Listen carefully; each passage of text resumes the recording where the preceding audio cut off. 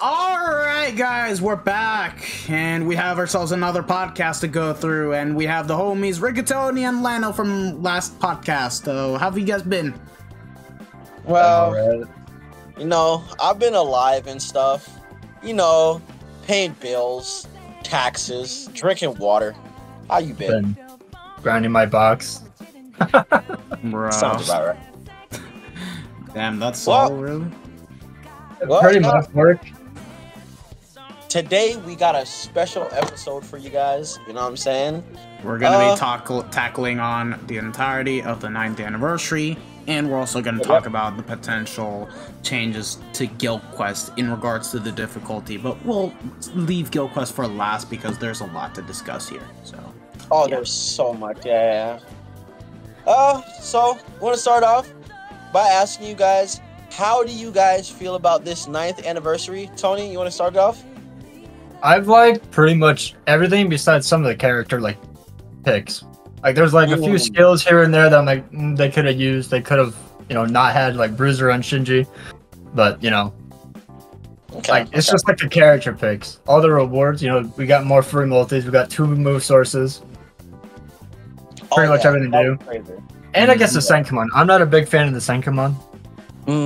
It's more spread out and it's the exact same rewards. If it was just more rewards, then I wouldn't mind it, but it's like, why up the difficulty so much and then nothing changes besides it's just spread out and more difficult? I feel that. Alright, now to express how I feel about the 9th anniversary. Alright, excluding the character choices, because I do feel like this time around it was pretty weird. Like, if you guys ask me, I'm a Grammy fan, but he should not have been considered part 1 of the anniversary, and they should have picked another more famous headlining character. But I'm all for it with how they did Kenpachi, because it's a famous character, and so many goddamn Rukia Glacers gave him shit because their favorite character was not part of the anniversary. Like, we're still gonna get a 1000-year blower Rukia. You guys need to chill out, for starters.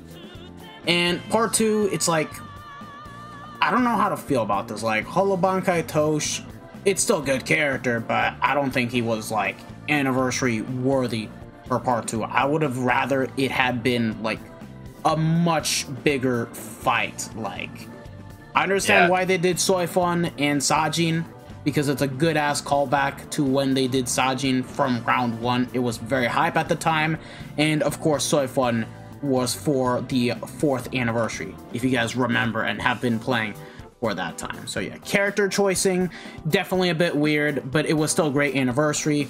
Mid-month was also really fantastic, except for Kensei, I'm gonna be 100% honest. And Soifun still has those goddamn problems of, you know, being buggy in co-op. I still think that Guardbreak, it'll being, you know, MIA on Soifun is going to be an issue in the long run if we were to get harder content, like the same harder Senkamans, because like I've had a couple moments where when I got to inflicting ailments with her in Limit Breaker, Guardbreak, breaking guards first and then inflicting it was like, dude, what the hell? But yeah, I'm not gonna ramble on about that. So yeah, character choicing was weird. The banners, the fact that they completely removed the 7-step format. Yeah, I can that's what that is. I can actually breathe a sigh of relief that it's gone, because I remember on 4th anniversary, I think I spent like around 5K, didn't get any of the characters. 5th, 6th, and 7th anniversaries, I was quite lucky. I'm not gonna deny that. 8th Anni was just dog water for me, because I remember spending about like 5K to even get 1 copy of 8th Anni Ichigo, no white. So like, the fact that it's gone for both part 1 and 2, and the fact that there's pity, was great. Banners were good. The double move sources, let's be honest, if we compare this anniversary compared to all of the other anniversaries we've had thus far, we've never gotten 2 move sources. I hope this is not a sign that once we get to, like, you know, the autumn season, the fall season, that they're not going to give a move source and we have to wait directly until end of month of December to get the next one. and I hope it's not going to be the case, but it was already a godsend from KLab just to be able to give us 2 move sources overall of different attributes. So I think we can all agree about that. I'm guessing last year's no move source was because they gave us pity instead. That's just my guess, but it could be copium. Maybe they just won't give one out in the fall. Yeah, that as well. I'd much rather have pity than 1 move source. I'm not gonna lie. The amount of times I've had to go to pity is kind of gross. Yeah, I feel that. I feel that. I'm gonna be honest. For me, I share a lot of the same sentiments, but where I say I would definitely defer in my opinion is that I think the selection of characters for this year was actually fantastic as hell. I not only do I think it was a great selection of characters, I think the only reason a lot of people feel weird about it is because like a lot of these characters that came for this anniversary were characters that people wanted years ago. Like if you follow like a lot of the anniversary, some of the most requested characters that I've personally seen was definitely the Quincy Girls, Gremmy, Kenpachi, Unohana, Squad Zero, and then like Rukia, to be honest. And I see a lot of people criticize it always being an Ichigo every year, which is crazy, by the way, guys. For the first year in like 5 years, we didn't get an Ichigo for anniversary. That's nuts. That's nuts. We got Mugetsu, but it's like the pre, not the actual. Yeah. We also gonna. Like, hey. Sorry, I don't mean to cut you off, but we also gonna include Art Book Ichigo as a non-anniversary character, despite being given anniversary skills. There were a lot of characters that came out that year. If you want to count it, like I personally don't have a problem with counting it.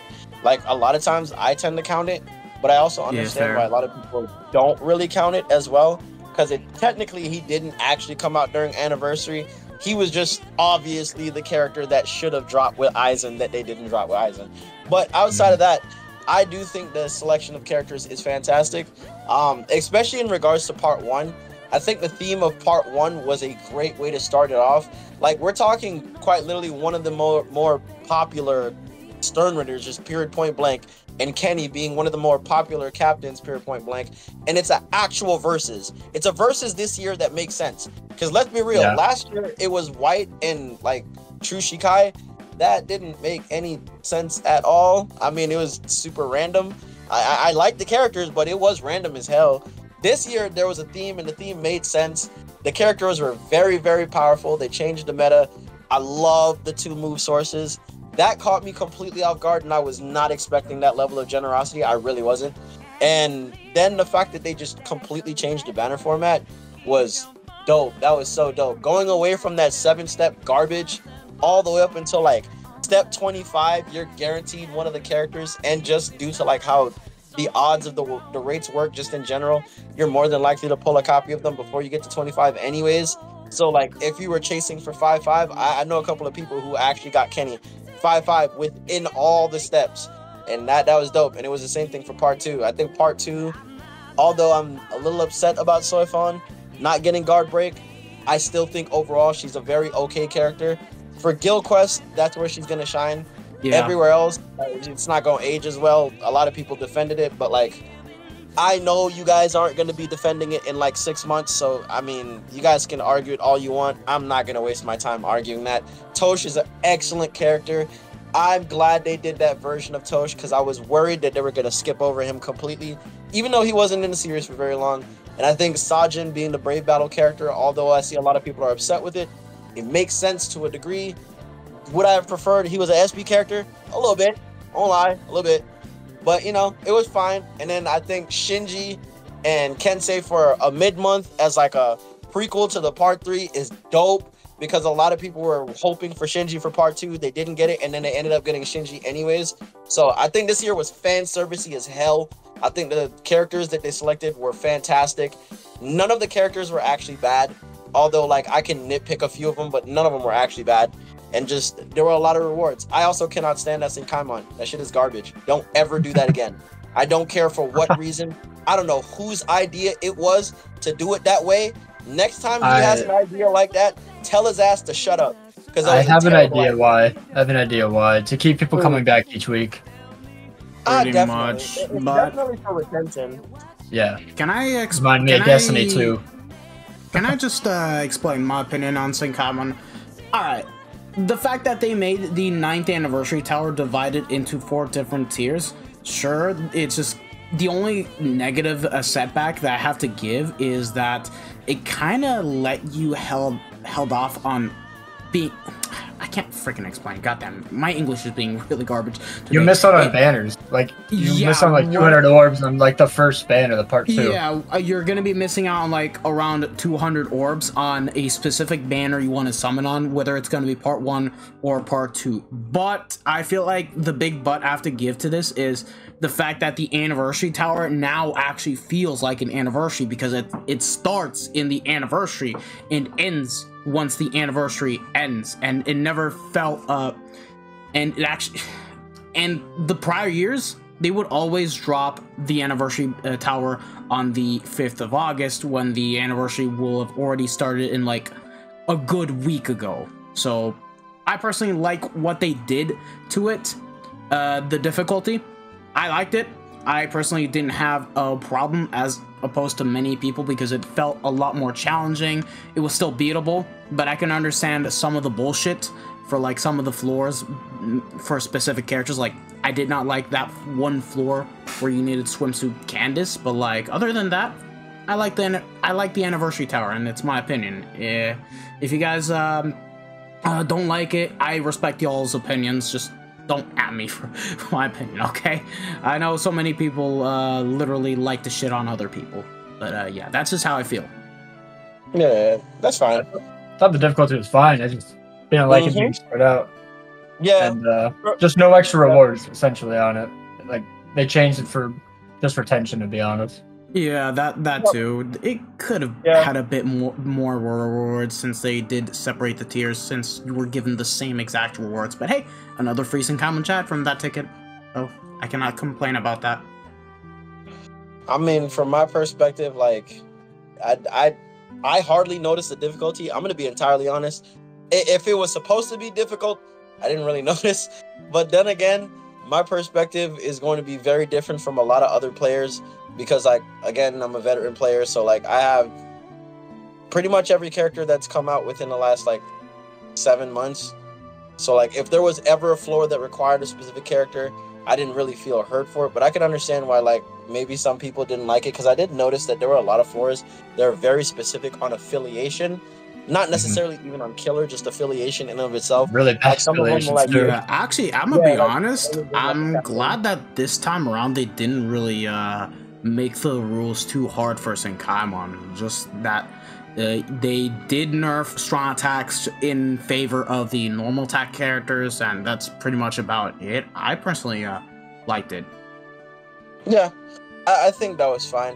I do understand, though, for certain that, like, for a lot of newer players who just don't have as big of a box, like, having floors that are affiliation specific is a bit of a double-edged sword. I'm not necessarily going to feel the hurt for it as much just because I have almost every fucking character in the game. So, like, it's rare that I come across a situation where, like, oh, I don't have an affiliation of an attribute for a killer of something. Same. I usually have what I need, but I can understand that there are a lot of players that probably could not beat certain floors. And I hope KLab takes that into mind next time. It's one thing if it's like a killer and you boost the shit out the killer. Can be annoying to a degree, but like as long as you have a character that has that killer and you transcend them, you should be able to do that content. But if it's just affiliation specific and then it's killer on top, that's AIDS. That's actually it's literally it's bad. And then due to them like breaking it up over the period over the anniversary, that just meant that like if you didn't pull a character within a certain amount of time for a floor, you couldn't do the floor, so you didn't get the reward. And because it's not like regular Senkaimon that is pretty much here for like the rest of the month, it was here for like a week or like 2, and then it's gone. Yeah. And then like they can't do it anymore, and then you have to do the next stages. Which again is why I say it's a bit of a double-edged sword, but I personally didn't really have that much of an issue with it. But then again, that could just be my perspective. I would love to know what your guys' opinion in the comment section is. Let me know and let us know what was your experience in Senkaimon, because I'm actually curious. Exactly. Let's talk about the free multis though, because whew, I love how we had actual 1,000-year blower characters in those free multis. Now they did actually reduce the steps for like every single free multi, but compared to having like, you know, 3 different versions of the free multis, because normally what we do is like before the start of the anniversary we'll get like an all premium pool, and then during the anniversary another set of 10 more multis where it features seasonal characters, and then another final 10 that includes a diluted pool of characters between both premiums and seasonal this time around. This time around, we had like just, I believe, the complete seasonal pool of characters, which was 10 multis, but then you had like 15 different free multis scattered across 3 banners, which were the first being Guild Quest, Epic Raids, and what was it? There was another one. I'm trying to remember. Brave Battles? Was that the one? Yeah, Brave Battles. I got 2 Okos and I wanted to throw myself off a roof. That feels bad. That's all I got. I got 2 Okos, 2 Ikakus, and I've gotten only Grimjail so far from these.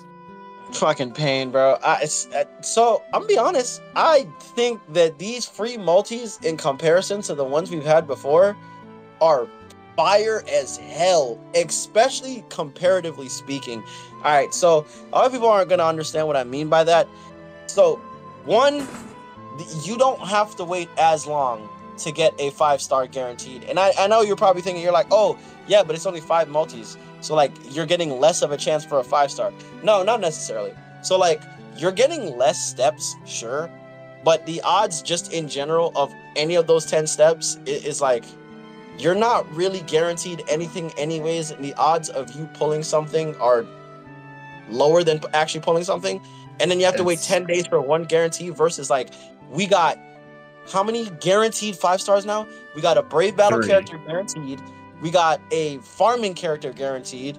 Today, if you started when like the update dropped, and then when it dropped in the actual game, today will be the day you're guaranteed a Guild Quest character, and so on and so forth. That's 3 guaranteed 5-stars in comparison to like maybe 2, because usually they only do 2 of those. And then you have to wait 10 days to be guaranteed, like 20 days to be guaranteed 2 5-stars. Yeah. I wish like this stuff was guaranteed. Yeah, I wish this stuff was guaranteed on the times 10s, so you get 2 guaranteed 5-stars. It's not a week and a half of waiting. Yep. I might be capping It's usually on a week this. and a half of garbage. Oh yeah. I might be capping on this, but I feel like that the rates are also a bit more increased since it's only 5 multis compared to your typical 10, and the fact that there's even less characters just means that you're more likely to get the character that you want from those free multis, which is really, really good. They don't feel like 3% anymore. It feels like 3% to me. And so Shackled over here, man. Here's the case. So your odds of getting a 5-star is still pretty much the same. The only difference is, and most people won't pay attention to this, is in gacha games, the bigger the character pool, the worse. And the reason why is like, not only is there like an instance for pulling a 5-star, so it could be like 3% as an instance for pulling a 5-star. You have the general pool, which is like the main pool you're pulling from, so it'll probably be like 10 characters, maybe like 5 characters, like 11 characters. So like you'll have like 30, 40, 50 characters in the pool. First of all, you have to hit the instance of getting a 5-star. Then there's a bunch of individual instances within that instance of which character you're going to pull once you get a 5-star. So like your odds of being able to snipe a specific unit are significantly higher, like lower, whenever there's a higher pool of characters. So when there is a far lower pool of pulling characters, your odds of actually sniping out the character that you're looking for specifically is then raised by a very decent margin. And then remember, you have to wait even less days to finally get that instance when it's guaranteed, because the guaranteed instance is the one you're looking for. Then they're giving you 3 more of those. So we've had 3 so far. I'm not gonna hold you. Those guaranteed 5-star pulls have been fire. I didn't really pull a lot of 5-stars, but I was just looking at the rates just in general, and then just like the guarantees. I got 3. No, I pulled 5 brand new 5-stars just as a result.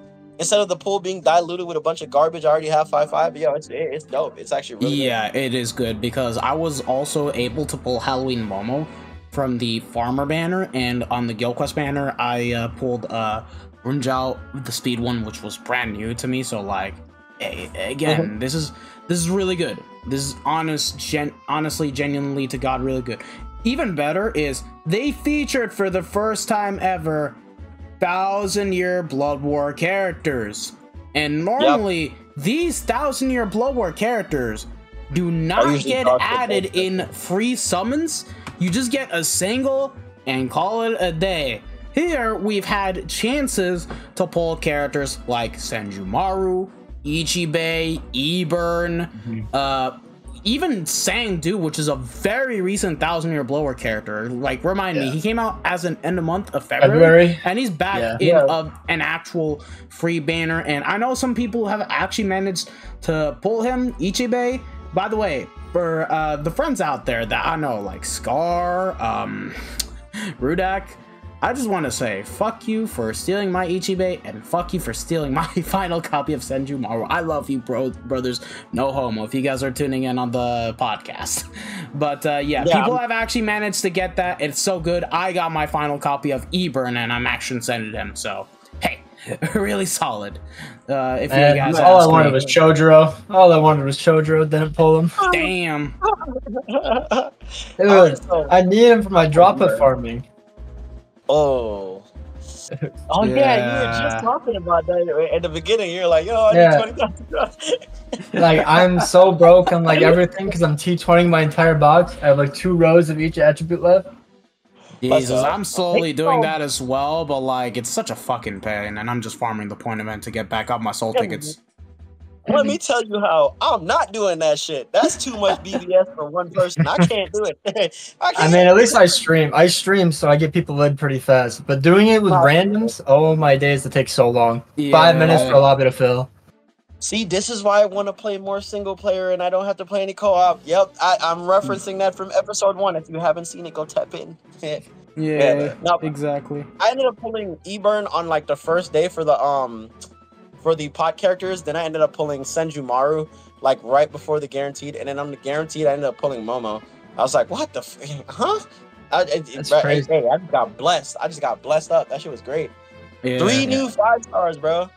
Oh yeah.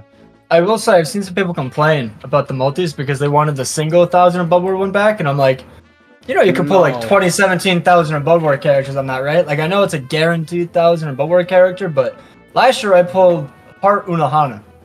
When was I ever gonna use her? To be honest, like, I don't think people understand, like, and then again, I don't think most people realize that, like, and I don't blame them, but like a lot of those characters are just like, they're genuinely useless. I'm not joking. I understand if you like the character, but try genuinely using those characters when they're not completely maxed out. I'm talking like max transcended T20 with all the bells and whistles. Try using them in modern day co-op or any hard content. You can't. They're ass. Outside of Lily Barb, I won't use any of the 1000 Blood War resurrections. Yeah, I'm sorry, but like, in that pool of 1000-year Blood War singles, hey, you're looking for the most recent 1000-year Blood War characters that you can actually make use out of. I'm talking True Shikai, Yuha, Orihime, Unohana, Sangdu, those kind of characters right there, Ichibei, Ishin, you guys get it? Or B, you're looking for a really good link that you can actually make use out of your box. I'm talking about characters such as Tenjiro, Zombie Toshiro, Bambietta, those really good links that offer strong attack recharge with 20% strong attack damage at full stamina. You guys have no idea how good those links are, and you will always use them when you get the opportunity. It just makes your main DPS character that much stronger overall. And yeah. Like, I just don't see the need to do the single ones, just because your odds of just like getting dogged on are so high. And plus, if you haven't been paying attention, pretty much every single one of the pulls for the free banners, except for the first one, have had nothing but new updated characters in there. Usually it's old, decrepit, dusty, worthless ass units that serve no purpose except collecting dust in your box and giving you orbs for multis. The fact that these characters were actually not only good and usable, but like new just in general, like, bro, Sandu is a filler. That character is still busted as hell. Like, he is still super busted, and he's in a free banner, and he came out this year. That's nuts. That's nuts. And you actually have a decent chance of pulling him. Same thing with Ichibe, bro. Bro, I'm sorry. This whole, bro, Grimjow, Speed Grimjow is in there. Oh my god, I almost forgot about that. He came out like 2 months ago, like 2-3 months ago. As well. Hardy Kaku as well. Hardy Kaku, yeah. Like, that's nuts. That's so nuts. Those characters are actually updated characters, and they're busted, and they're free. You can get them for free. What? You know how many games will make you wait like a year or two before you can ever touch one of the characters that just came out for free? Yeah, Grand Cross. Yeah, It took like 9 months for a character to return on a banner like a festival. The only usable character in the game. Like, what? That's nuts to me. I'm sorry, but this anniversary so far, I am so comfortable saying I enjoyed the dog shit out this anniversary so far. I got shafted a little bit, but like, I've enjoyed it. Yeah, it's a good ass anniversary. Like I said, I like the selection of characters. These free banners, dope. 2 special move sources of different colors. 1 for logging in, 1 for playing the game. That's gas. That's gas. Exactly. I also agree with this anniversary being the best one so far.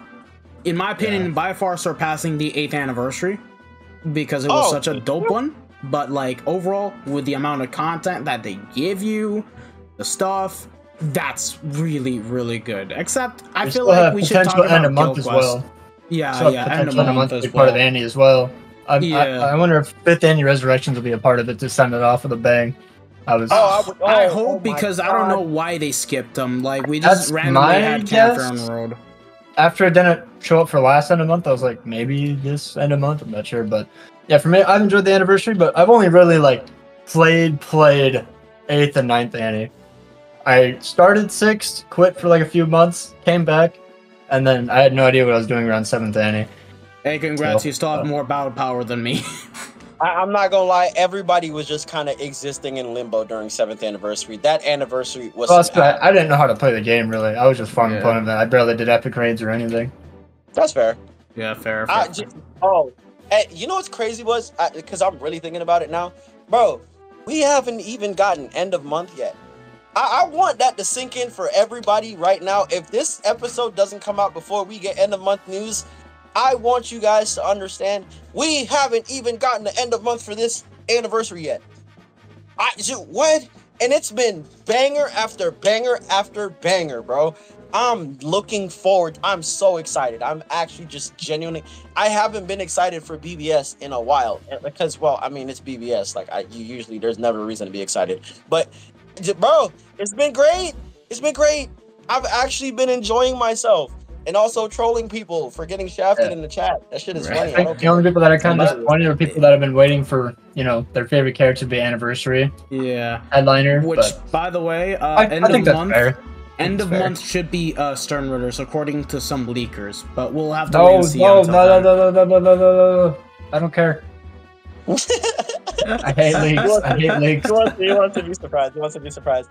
But whatever it's gonna be, like I said, from my stance, I think they've done a pretty good job so far.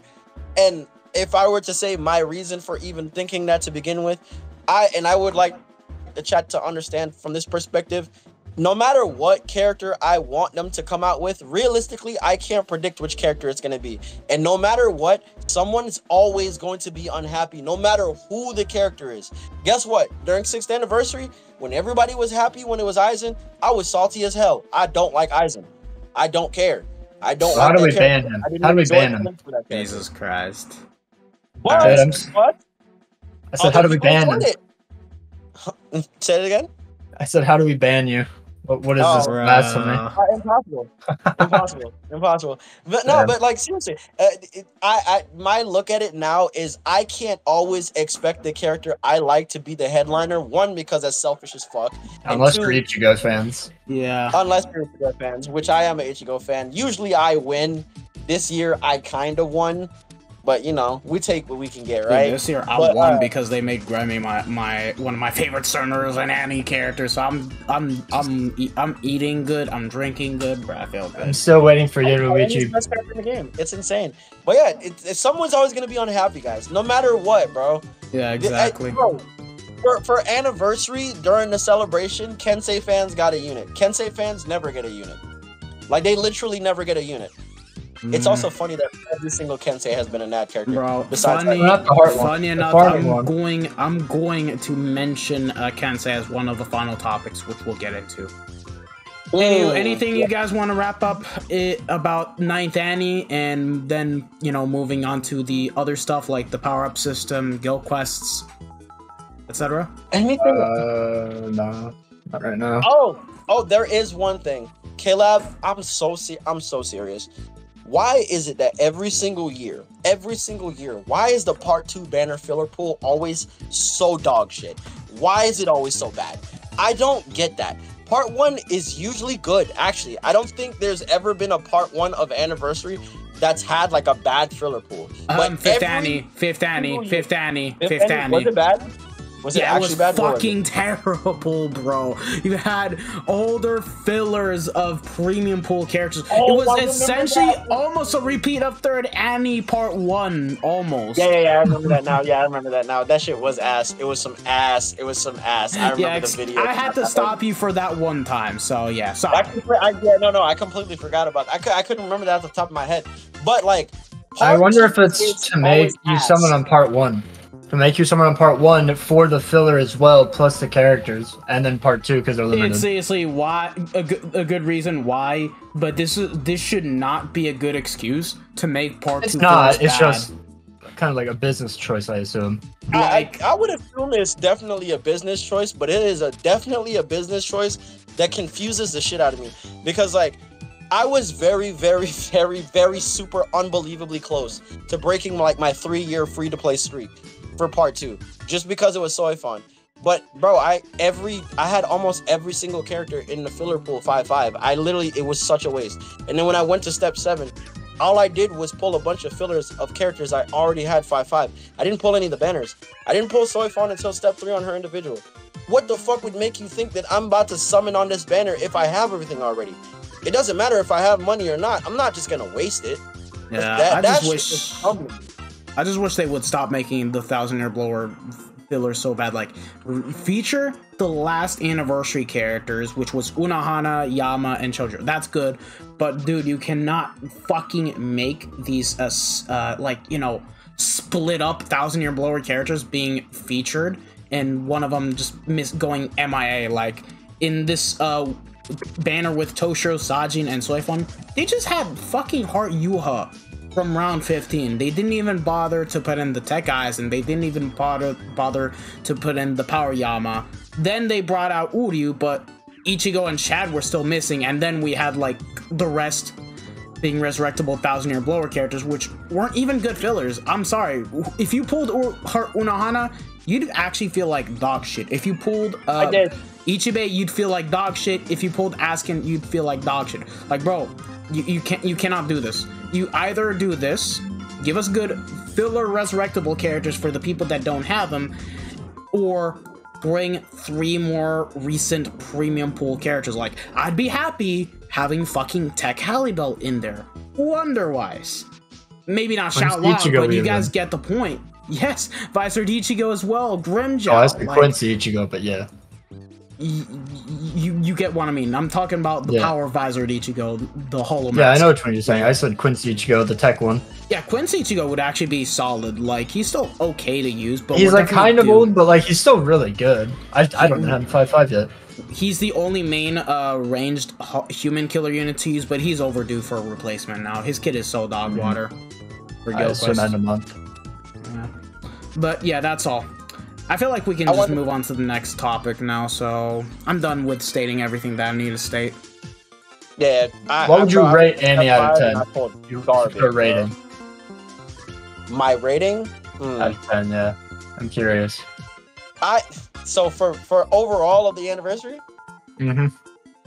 I'm gonna give it, honestly, I'll give it a solid 9, bro. No pun intended. No pun intended. I just thought about that. But like, 10 I would give it 10 out of 10. I really do think this anniversary was actually pretty good. I didn't get a lot of the characters I wanted outside of Soifon and Gremmy, but like everything else, bro, I'm sorry. Shinji for a mid-month is so hard, bro. That goes so hard. And Especially because he's actually good. Yeah, he's actually good. Dude, I have him. I showcased him. I never thought I'd fucking love him. He's that good, man. Even with that really weird SA1, like, he did the job in Guild Quest. I got fucking 52 seconds remaining and until Zato took my #1 place in Guild Quest. Bro, like, someone did a 51-second clear with a 1-5 Shinji and a 2-5, no. Yeah. No, it was all 1-5. It was all 1-5. It was Maid Orihime, it was Shinji, and it was Macy, all 1-5, 51 seconds. That's nuts. Yeah, and people were calling him ass. That's seems like they don't know how to play the game, if I'm being honest. Shinji, I guess. And you don't like the character, but the unit is crazy. The unit is crazy, bro. And that is the hallmark of a game for me. If you can make a character that normally I would not care about become something I care about, I think as a developer you did a good job. In my personal perspective. Because the Hollow Tosh, I was not really that interested in him as in like pulling for him specifically, but like I did appreciate that they made the unit, but I was even more impressed by how genuinely good he was. He is super consistent. His damage is really good, and then he's annoying, but he's a supporter. Annoying as fuck, but he's a supporter. But yeah. He exists. But yeah, no, they cooked so hard, bro, and then they gave out so much free stuff. Guys, I'm telling you, as somebody who's been playing since like 2nd anniversary, I've never seen KLab be this generous ever. I'm not used to them being this generous. They're extremely generous. Hey, they cook, bro. I give it to them. They cook. Yeah, for me, the anniversary gets a whole 8.5 out of 10. I just wish that the filler was done better for part 2 because it was freaking abysmal. I'm sorry. I'm not going to defend it whatsoever.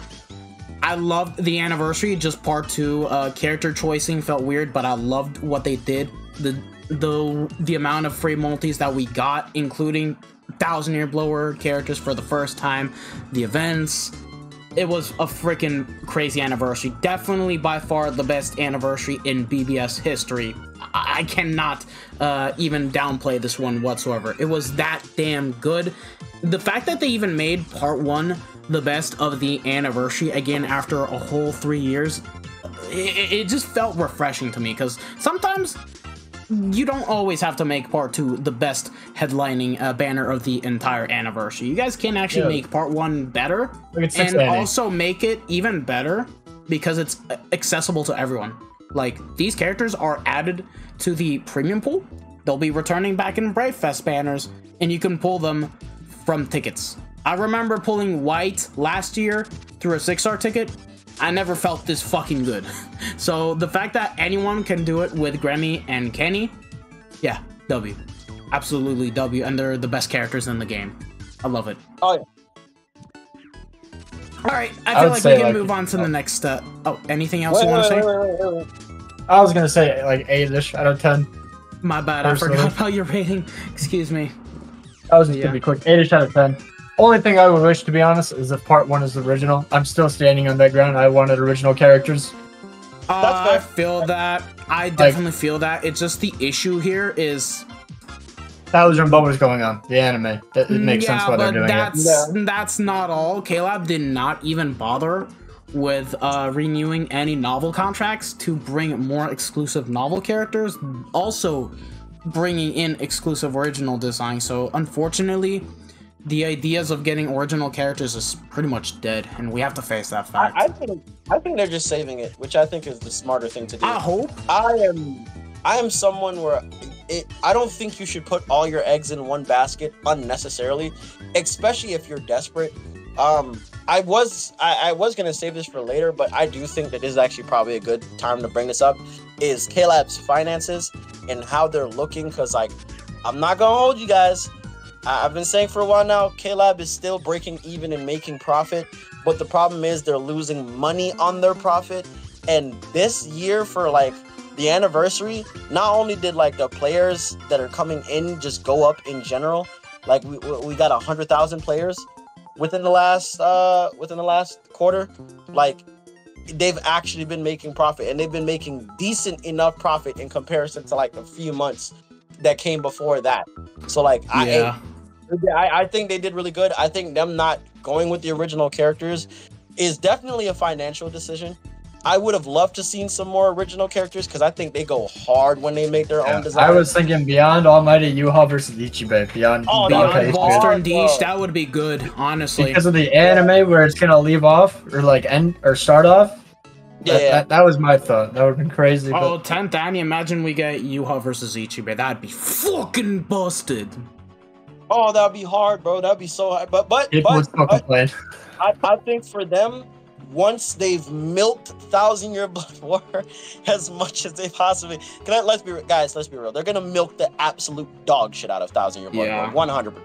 So once they're done milking that till it's dry and you can't suck from the teat anymore, we're probably gonna move back into them doing that again, because that's what they did once they couldn't get their hands on 1,000-Year Blood War. So, hey, we'll just wait and see. You feel me? Let's let them cook. Let's let them cook. Oh boy, we went through a whole 40+ minutes talking about the entirety of the 9th Anni. You know, it's all good. It's all good. We all have our rights to express about the overall content of the game, and it's good to hear different perspectives. Anywho, let me apologize once again because I forgot about your rating. Excuse me. But yeah, that's enough. Oh, forget about the bros. Pretty homies. Yeah. Can't believe it. Poor shame. Yeah. But now we would like to segment into GQ, and boy, oh my god. Before we get into it, we have to talk. Let's talk about the power-up system. What are you guys expecting out of that? The one that we've gotten from the live stream. The power. So I'm gonna be honest. I'm not entirely sure what to think of it, because my take is that like, if they're just gonna add more stats, that's just gonna be ass. I don't like, what the fuck, just more stats so I can hit more damage sponges and then still have to deal with the same glitchy, buggy ass fucking AI. I'm good off that. That sounds like ass. If it's a thing where like you can unlock skill, like, because I was thinking about it, I was like, bro, what if like you go through the tree and then for an entire attribute, every character that doesn't have frenzy, you can add frenzy, and then every character that already has frenzy, it'll automatically add frenzy 2 to them. Yeah, what I was hoping just guard break or like droplet increase or like a +5 potion, like that would be nuts, bro. That would be nuts. I think that's ass. That's so ass if it's just stats, because all that means, guys, is every enemy is gonna be a bullet sponge, and then if you don't have the stats, then you can't even do the content, which at that point it's not even actually hard. It's just artificial as hell, and it's just gatekeeping the content, which is lame. But if it's actual skills and it's a quest you have to do to unlock this stuff, and you can do it in a timely and reasonable fashion, KLab. I know your goofy ass is like doing stupid goofy shit like how you did with the hammers. That shit is lame. Please don't do that for the power-up system. Do not ruin it. Like, make it fun. If you guys need to wait like 6 more months to do it, just wait 6 more months. Just actually do it right. But I hope it's not just stats, because I don't know. Yeah, although what it seems to be on the actual image is that there is even an icon with a person with a little fire. So I'm assuming that there is going to be some kind of new skills that you can unlock, and the fact that it's just specific, like 5% bruiser. Yeah, the fact that bruiser or something. The fact that it's also specific per every single attribute leads me to believe that once you get that one part of the power-up system leveled up, it's going to account for every single character for that specific attribute. Like, imagine on top of getting, like, I don't know, an extra 500 plus base SP or base attack added to all of your characters, you just get permanent skills added onto them, like, I don't know, extra full stamina damage boost, low stamina damage boost, even dodge. Like, that can actually be pretty crazy. Yeah, that'd be nuts.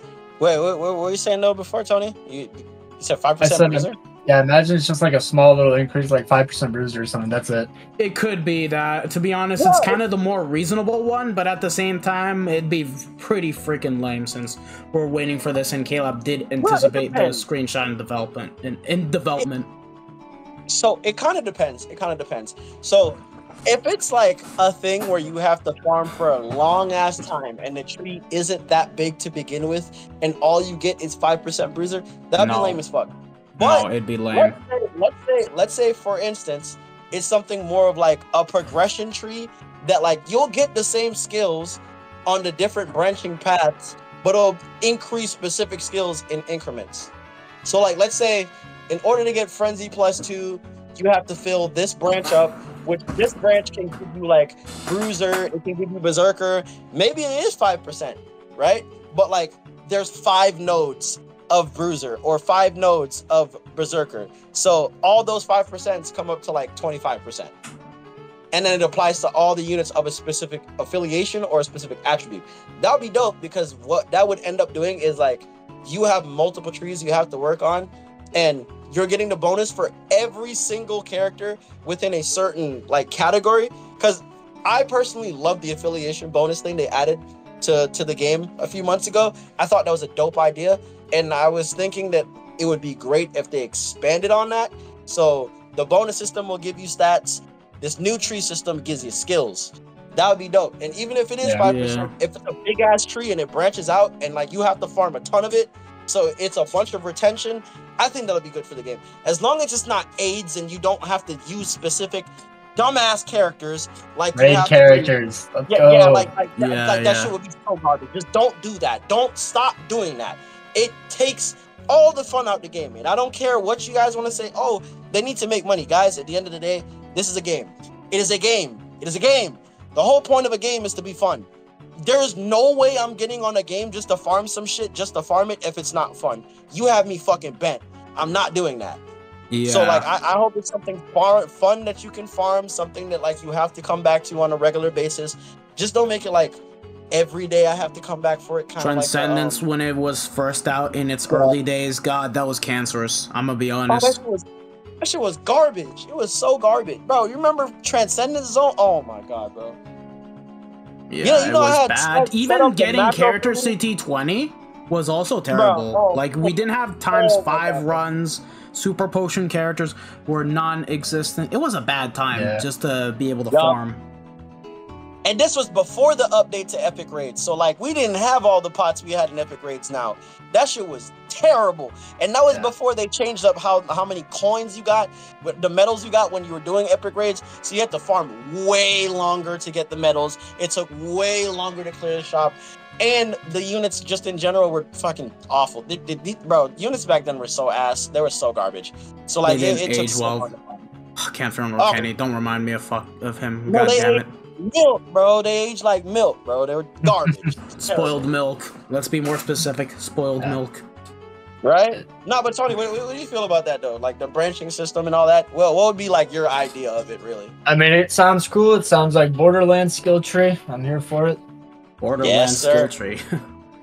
Let's just hope it's not. Well, because I have 3 skill trees in Borderlands. You can go down a different one, something like that. Yeah.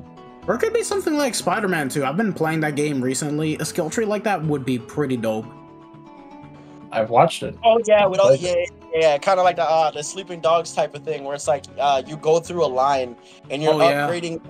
In that, like, that'd be dope. That'd be dope. I played that game, really good. I wish they make a sequel, honestly.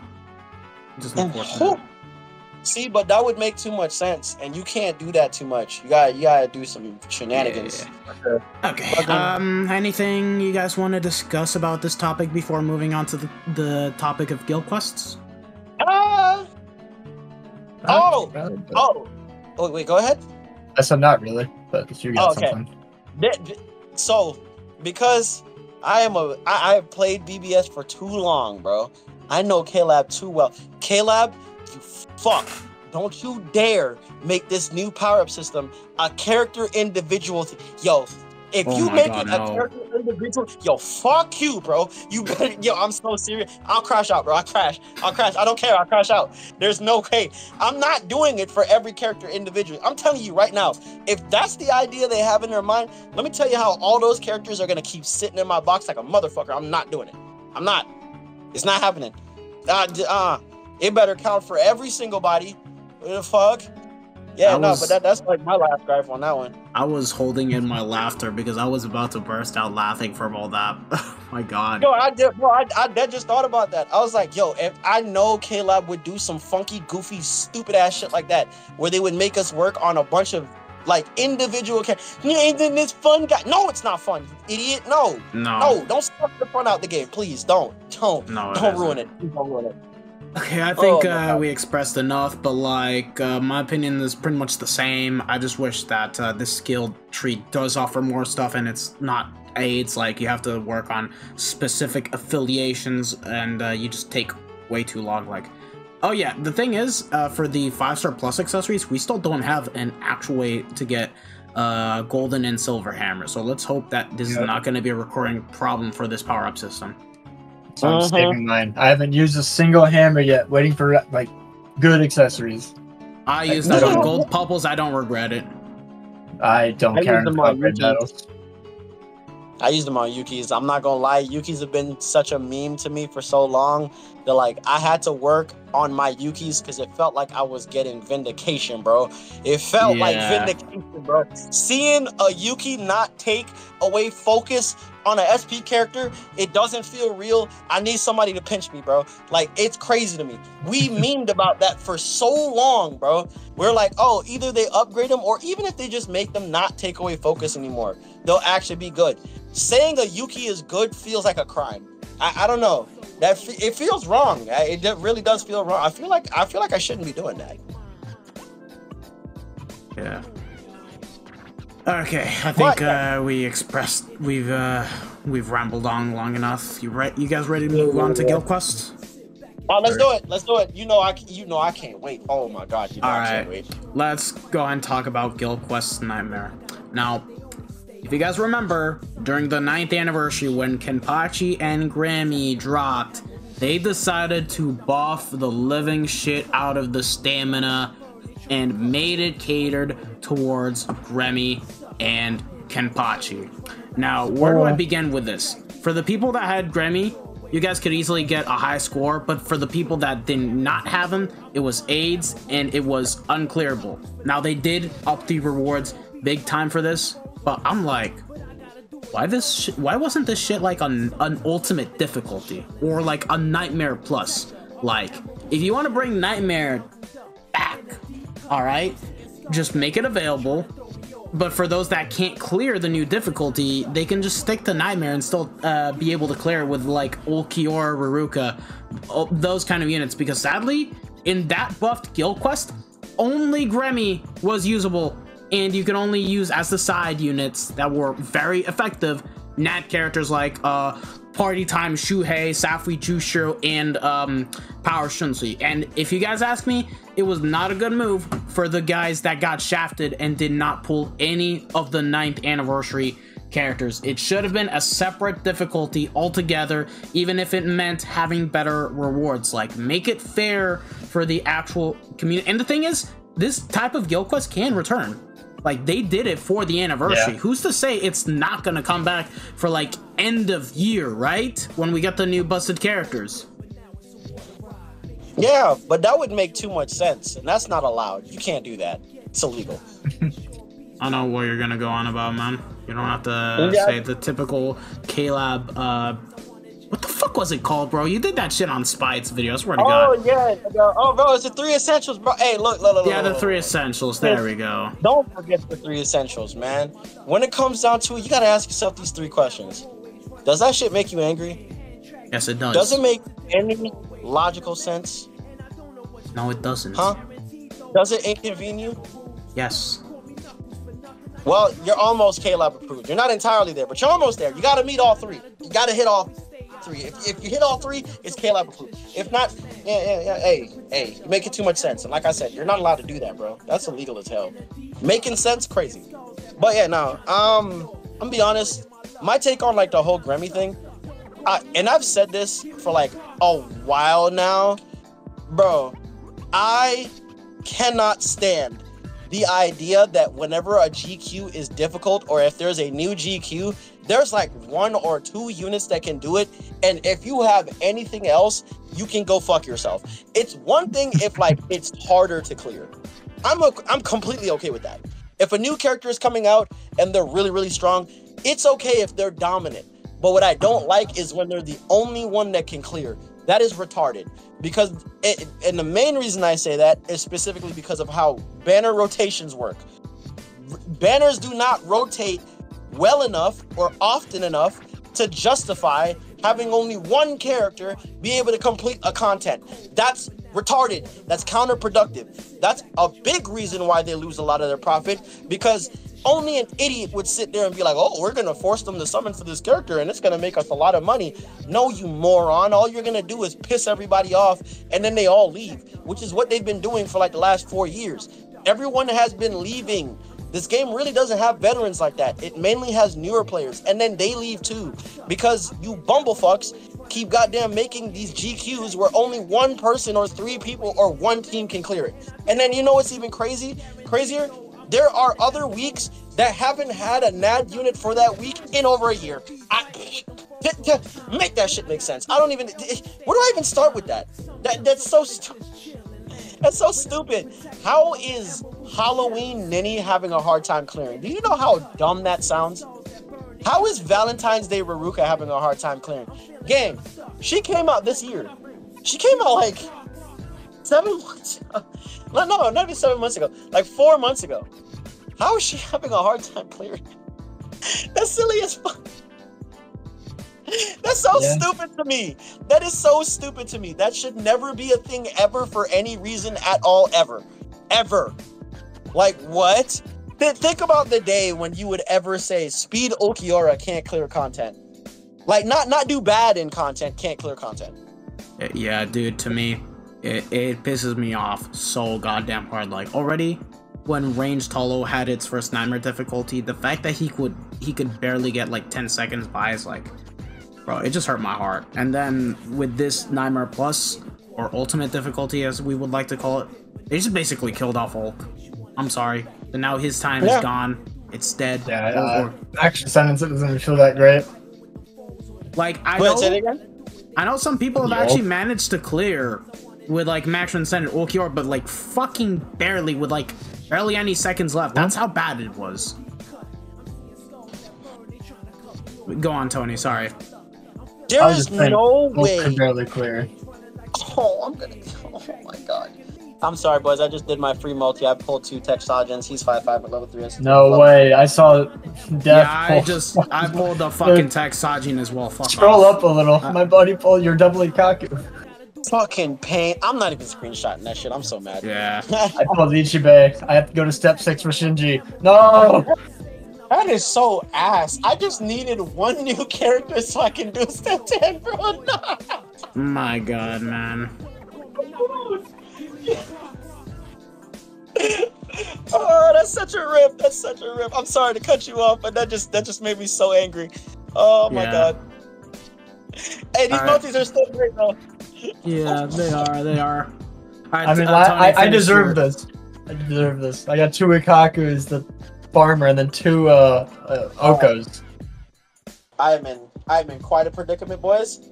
Bro, I was leaning back in my chair and it fell back, and I caught myself with my arm as the chair was going down, and for like a solid 15 seconds, I've just been like barely hanging above the floor, dog. I just had to like roll off my chair to not like smack the back of my head on the ground. I really almost pulled a Kai Cenat, bro. That is insane. Oh my god. God damn. I was not expecting that. It scared the shit out of me.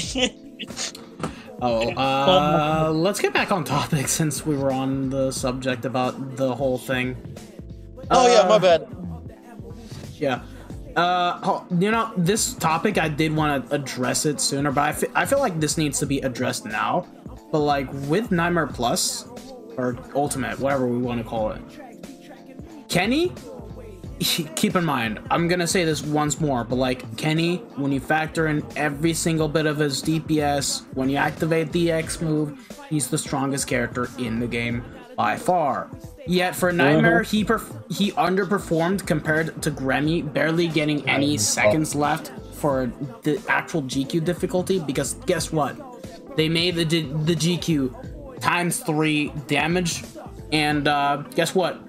Grammy had the killer sticker.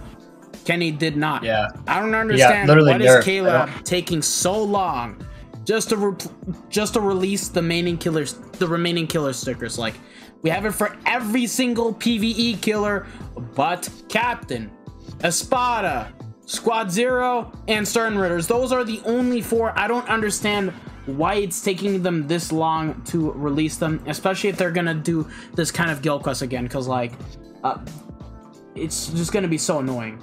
Let me just say that right now. So, couple of things here. One, the most common sentiment I've been seeing getting thrown around when it comes to why Kenny didn't do as good as Grammy is that like he didn't have the multipliers, so he didn't have like the ×5. He had like ×2, I believe. ×3. Which it was ×3. ×3. Yeah. Still garbage. Still garbage. So, one, I don't know why that's still a thing. That doesn't make any sense. A lot of people are like, oh, it's because of like, Captain Killer and Body Killer. Those types of killers, normally they're 40%, and he had a 60%, so they lowered the multiplier so it wouldn't be as strong. First of all, I think Grammy has it, so. Yeah, Grammy has 40% killer effect rate. Yeah, so first of all, that sounds dumb as shit. Grammy has killer plus. So instead of his killer being 20%, it's 40%, like how Captain or Espada or Sternritter normally would have been. He still got ×5. That's a dumbass reason to like lower the multipliers. That's never made sense ever. Never once has that ever made sense. I want y'all to know, killer only matters because they restrict you. Not because it actually makes a genuine difference. Like, realistically speaking, killer, bro, I don't care about killer. Once a character is transcended, they one-shot everything. So, like, bringing up the killer sounds dumb as hell to me. The character still has the same crazy-ass stats with the same crazy-ass modifiers. Like, unironically, PvE characters generally have higher modifiers in general. So, like, why is it that they have more damage and are getting a bigger multiplier, and then the character that actually needs it isn't, because it's not like they have a PvE killer?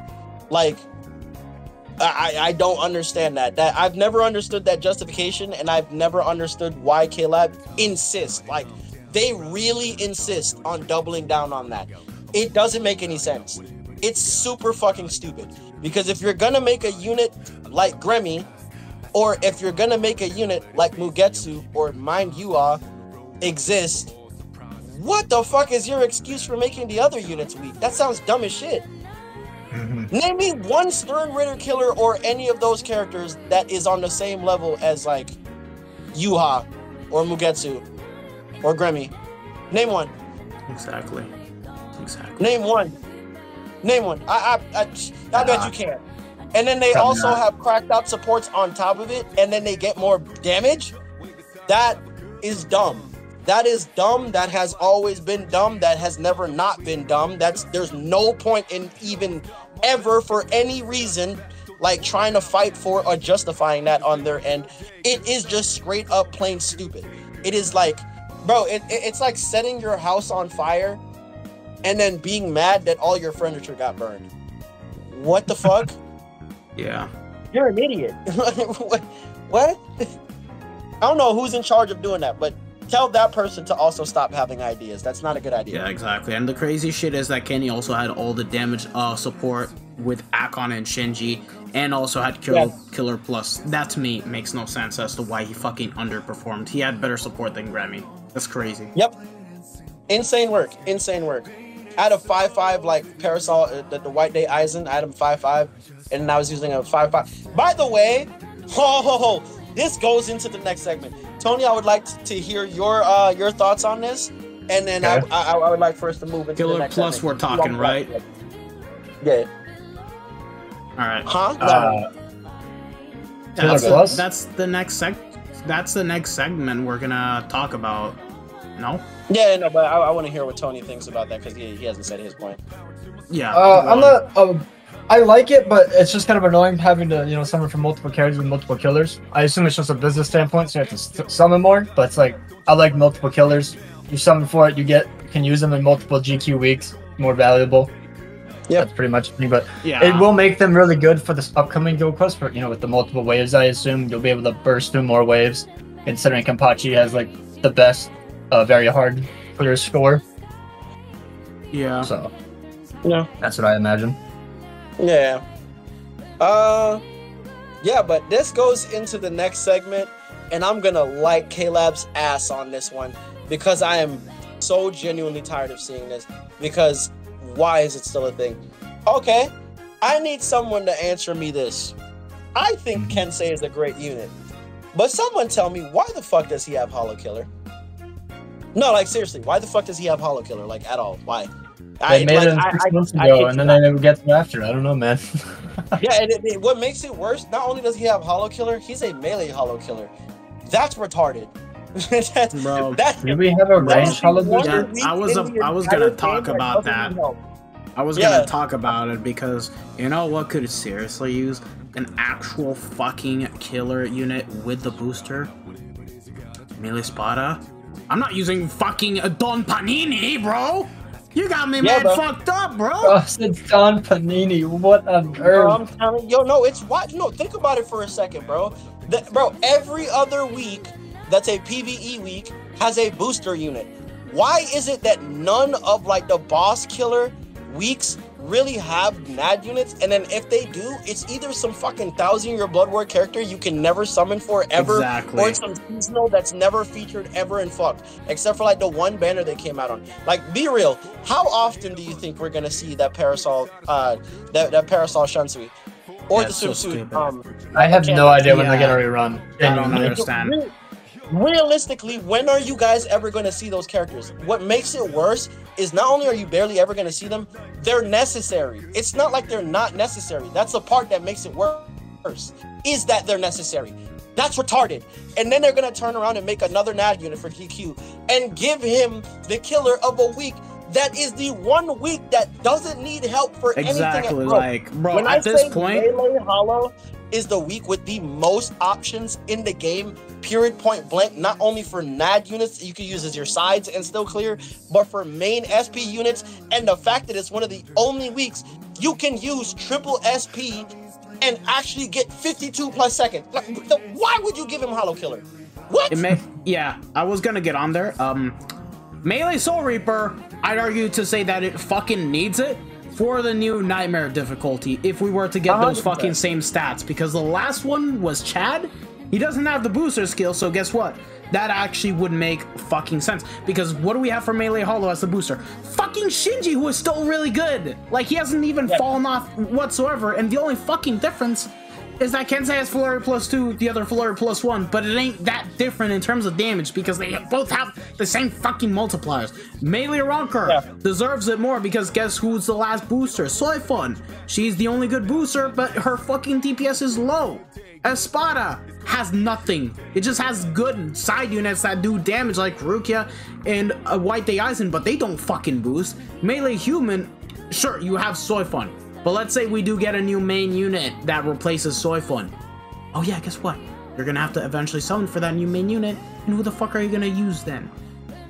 Exactly. And also like, let's say it does become more harder. I'm not done yet, hold on. Melee fucking Quincy doesn't have a NAD booster. It doesn't, and in the event that they make it harder, you don't want buffers for each Ishin. I'm sorry. Stern Ritter only has a good NAD unit, and it's Sajin, and we're still lacking a fucking booster, bro. No affiliation, Melee? Hold on. What the fuck do we have? Yeah, we have basically Soifun, and doesn't have fucking booster. And then, yeah. Like so many other goddamn killers that needed it, and they fucking give it to Hollow. That's so stupid. And the crazy thing is that they have already been doing this shit for like other killers. Like Wonderwise, he's fantastic, but didn't really make sense to give us another GQ NAD unit with that same killer as Wonderwise? Fucking no. Like, we had Yami that was still really good and pairs well with Yuha. Like, if you do not have Yami, then guess what? The freaking hard technical Keyscape was also a good unit to use. The only bad thing to it is that he's not immune in his own GQ rotation, but that's pretty much about it. I'm just so sick of seeing these damn GQ rotations get the same NAD character, in which already helps for like a really good GQ rotation. Like, to me, that makes no fucking sense. All right, I'm done. Sorry, go on. Before I even like ramble on at all, Tony, what do you feel about GQ? Like, what are your honest to God thoughts, your gripes, like right now for GQ? I just hate constantly resetting. That's about it, to be honest. But that's just an S-League thing, to be honest. Yeah. And then not having a bunch, like every NAD, like the NAD characters, and then no stickers, to be honest. If you don't have a NAD character on the side for Nightmare, it's just like, okay, well, I might be screwed. Yeah, I feel that, especially on account of like the fucking characters and the stick. Like oh my god, the fucking stickers. The Ultra week, when Future Ulk dropped after he got fixed or whatever, they reran his GQ. Bro, the Ruruka had to be 5/5 or was an utter nightmare. It was actually awful. I think I like was fighting for like a 3-second clear with that guy. It was not very fun because I think he has ×3 damage. We didn't have stickers at the time. That shit is actually so dog shit. Yeah, nah, I won't hold you. That bothers me a lot. Another thing I noticed, and I've been noticing it a lot. Why KLab? And you gonna have to explain this to me. Are you idiots really under the impression that because Maid Orihime exists, that you shouldn't make the NAD characters that you come out with have boost or booster when they come out? Bro, why did Grimjow come out with no booster before the unit with booster for his week came out? He doesn't even have a booster. He doesn't even have a fucking booster. No, that's what I'm saying. No, that's what I'm saying. I'm saying, why did he come out before the unit that's a booster for his week come out? Because they've done that a lot lately, where they'll release a NAD character for that week, but guess what? They're not the booster. You know how Ikaku's like the only NAD character for his week? Yeah, he's not a booster unit, bro. Although, let me defend Ikaku's point, at least debuff is still fucking good now. Like, just being able to debuff a wave and get through it fast, I think that's still okay. I can actually defend this case. That was about to be my next gripe about him, to be honest, is the fact that the way how debuff works makes no fucking sense. Debuff is essentially just boost, but opposite. Really, that's all it is. It's like a boost, except instead of like multiplying against your thing, it just multiplies against the boss. But it only does it against one. Yeah. But it only does it against one wave. That's retarded because you have to wait 40 seconds for it to come back. That's dumb as fuck.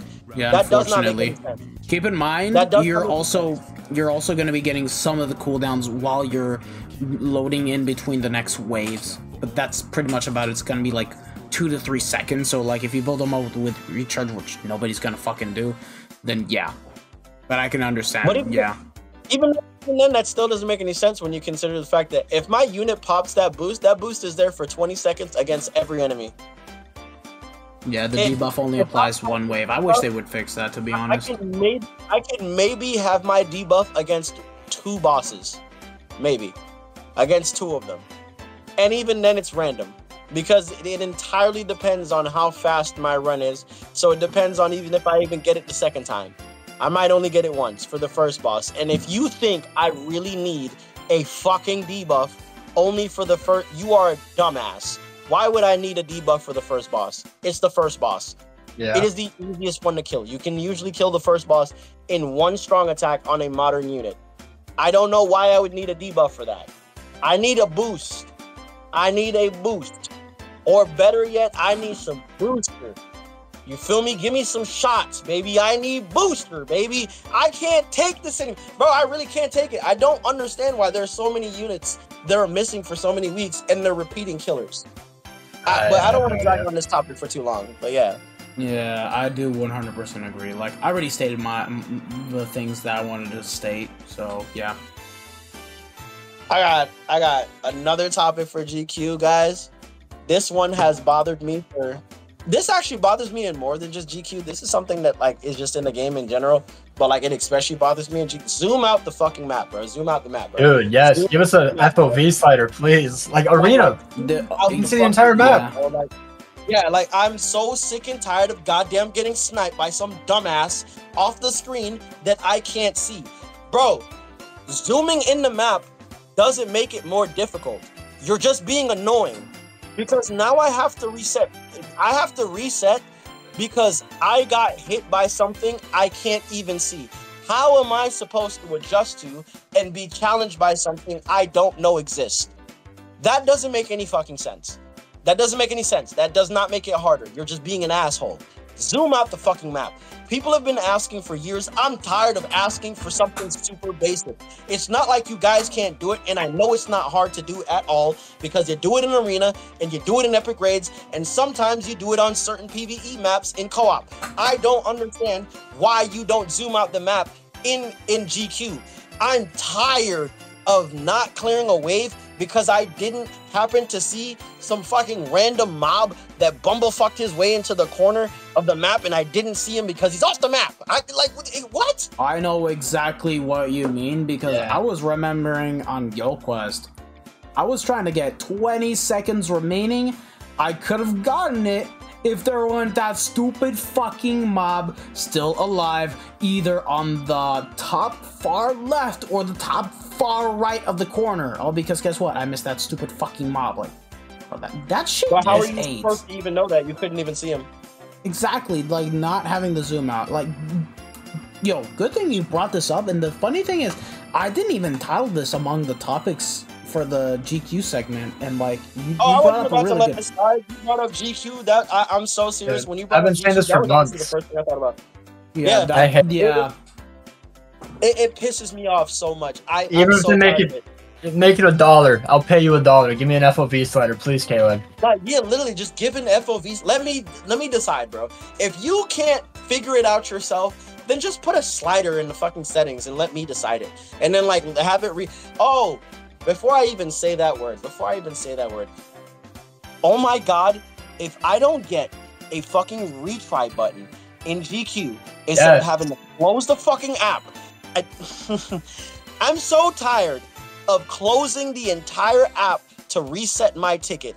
Do you think I give a shit that you give me an option of retrying once I'm on the main menu when you could have solved that problem by just putting a fucking retry button in the settings to begin with? I think what they should do is you get infinite attempts, but only 10 clears. If you clear it 10 times, you're done for the day. But you can just click retry infinite times when you die. I would actually prefer just like, you know, when you pause the game app, you just go into the settings, you press retry, it starts the quest all over again without having to use another ticket. Honestly, I think that'd be good. No, I'm saying like if you clear, you get 10 full clears a day because otherwise you can abuse the achievement system. I assume that's why they have it limited. Because you can get so many more clears and. So my take on that personally is get rid of that out of the achievement system altogether. Get rid of the stamina tickets altogether. I don't know why they were ever there. It was always a dumbass idea. I promise you, it was always a dumbass idea. It was stupid as fuck from the beginning. Because that doesn't make any sense. Why would you limit me in playing the one game mode that makes you the most money? That's retarded.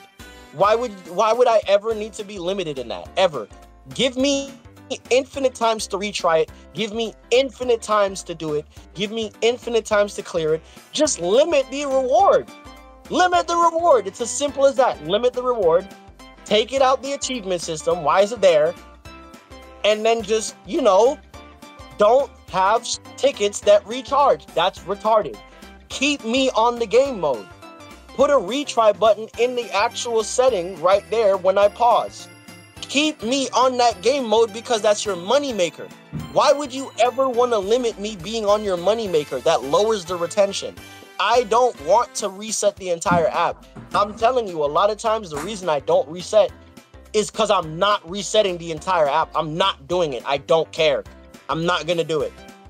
I don't give a shit if it's 10 tickets. I don't give a shit if it's 50 tickets. It could be 1,000 tickets. I don't care. If I have to reset the app to fix my score, I might as well just get off the game, which is usually what I do. I just get off the game. I don't give a fuck. I don't owe this game anything. You think I have to do GQ? Are you crazy? Once I clear, I already have my reward.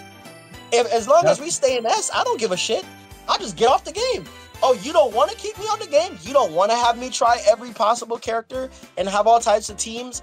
You don't want me to do that? Okay, I won't do it. Hey, saves me time. The fuck? I'm not resetting the app, dog. It's not happening. That shit has always been dumb as fuck. The fact that there's limited tickets has always been dumb as fuck. I will never defend it because it's stupid. If your goal is to keep me on the game, that's retarded. You're an idiot. Like, why would you ever do that? Exactly. But yeah, that is definitely my gripe on that. And also a retry button in co-op, because I know there's a guy in the comment section typing that up as we speak. Yeah, put that in co-op as well. Why is it only in arena? Whose idea was it to only have it in arena? Fire that guy. He's a fucking idiot. Basically. Fire everyone. I hate that guy. I think we can move on to the next segment if you guys want to. Yes.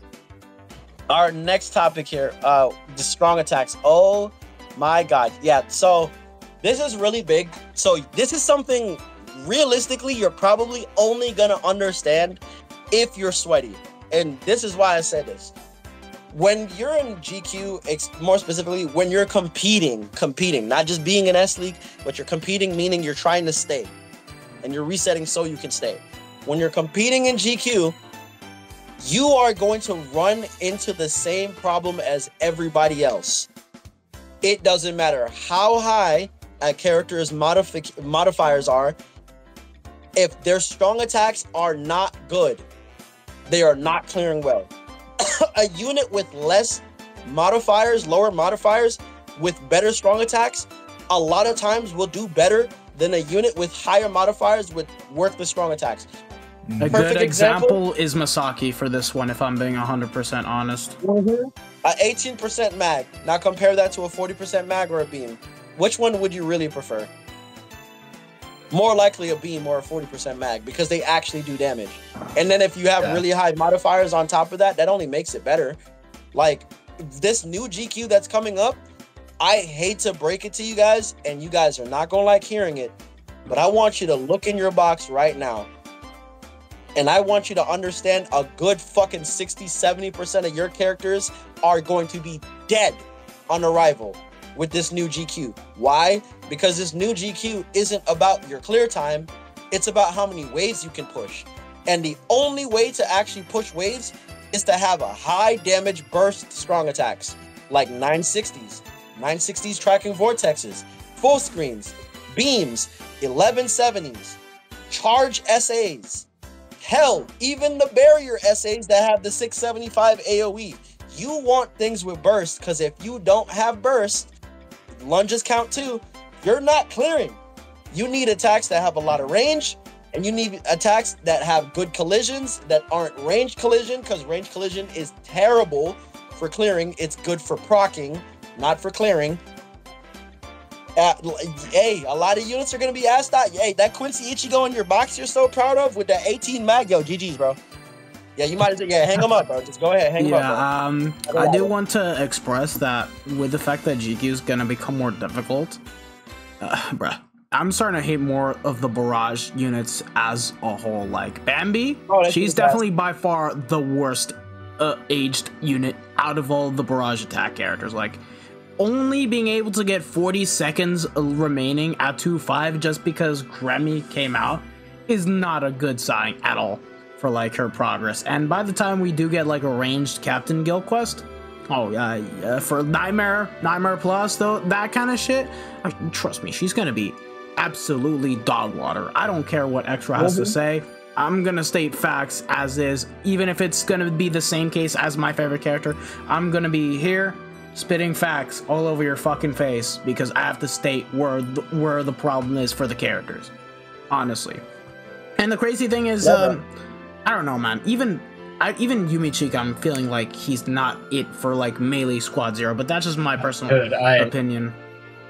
I used him last time. It felt awful. I'm not a fan of his strong attacks. everything's always only in front of him. You can't hit anything behind you. I don't like him. I think my big problem with those strong attacks is like Oetsu.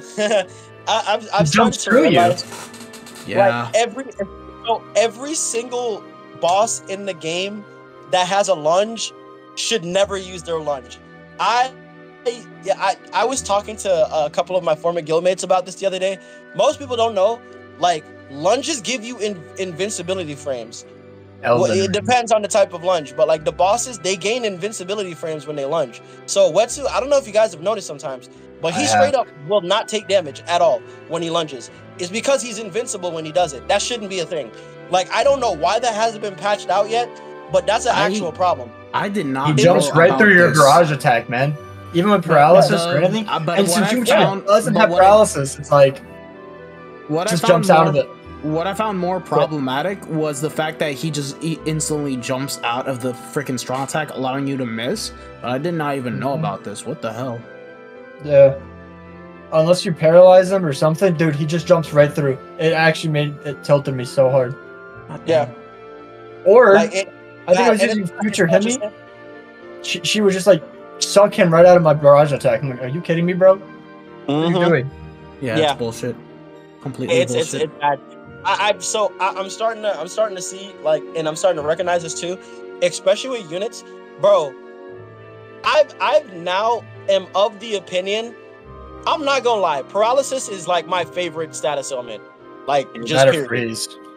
That or freeze, yeah, it's my favorite, bro. Because I'm starting to realize in GQ, the most important thing, honest to God, isn't how you hit, it's how consistent you are. Like, inconsistent units, and the problem with Yumachika is one of the hardest hitting characters in the entire game, period, point blank, end of story. He really is. He is that guy when it comes to damage. The problem is, you're never realistically ever gonna see that damage like that because you don't have any real way of consistently making him do that damage. What do I mean by that?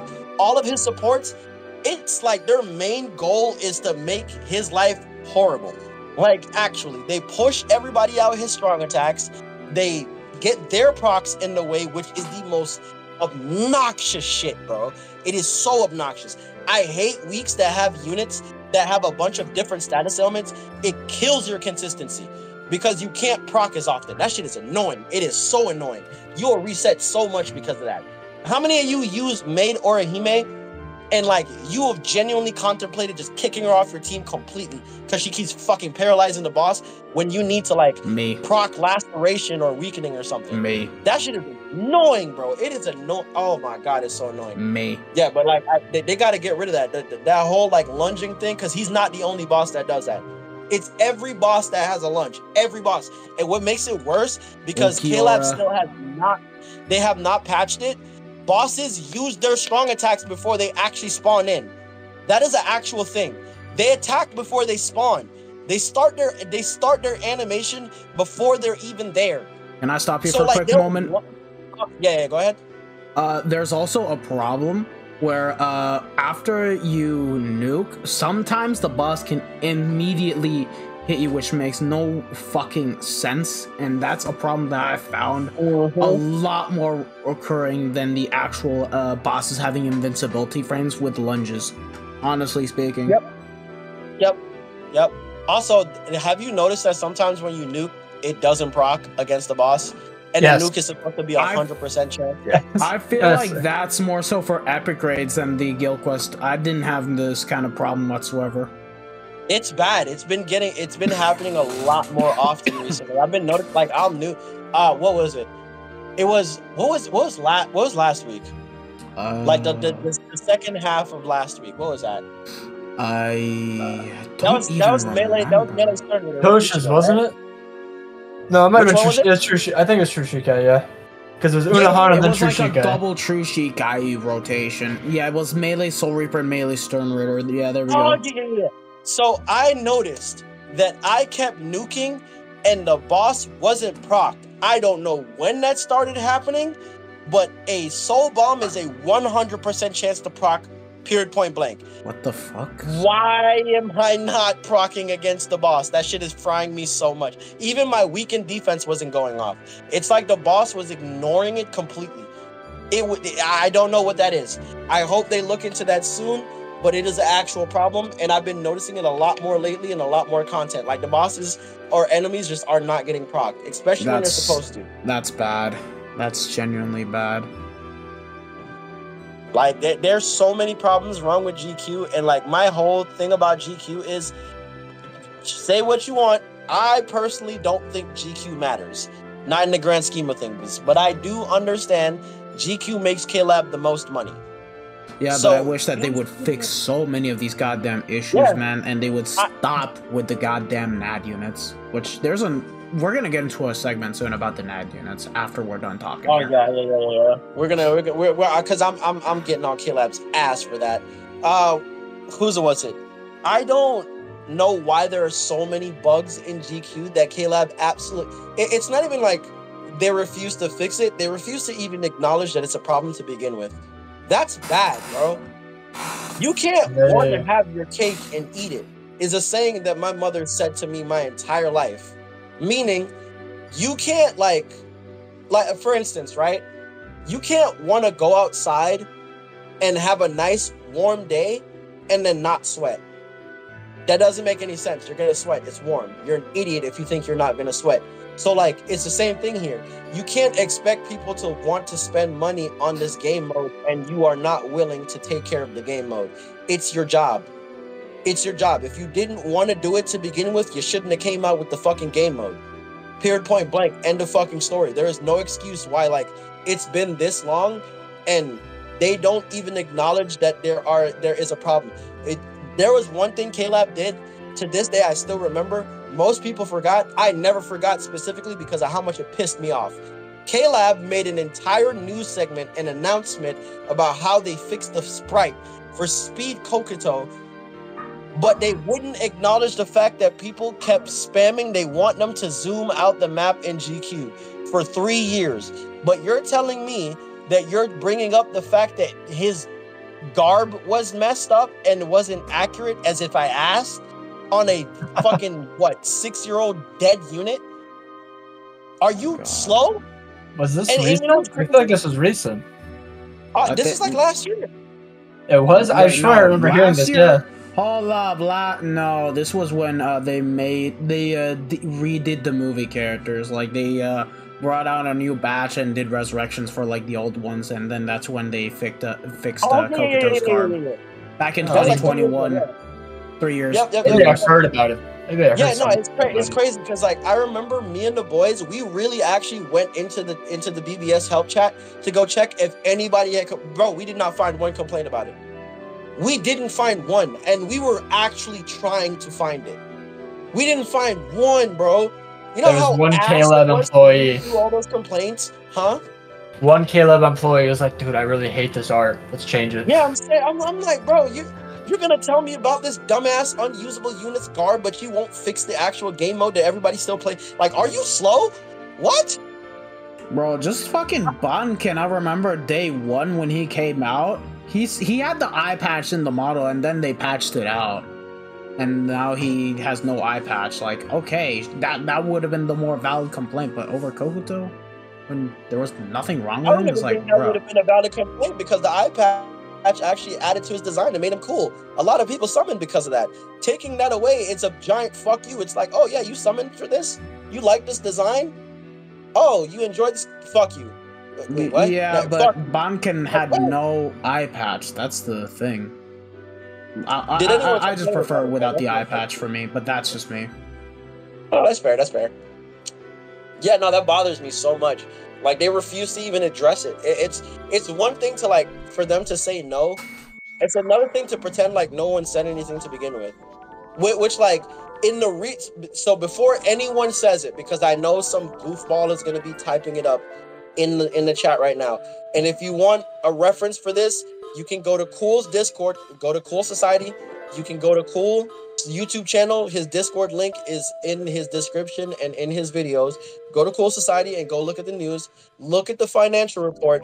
We have now confirmed that a majority of the players in BBS are global. So there is zero reason for them to not acknowledge us now. There is none. We're your moneymaker now. We are now your moneymaker, and we make up a majority of your players now. So you don't get to say, like, you're going to take care of home first and take care of Japan. No, fuck you.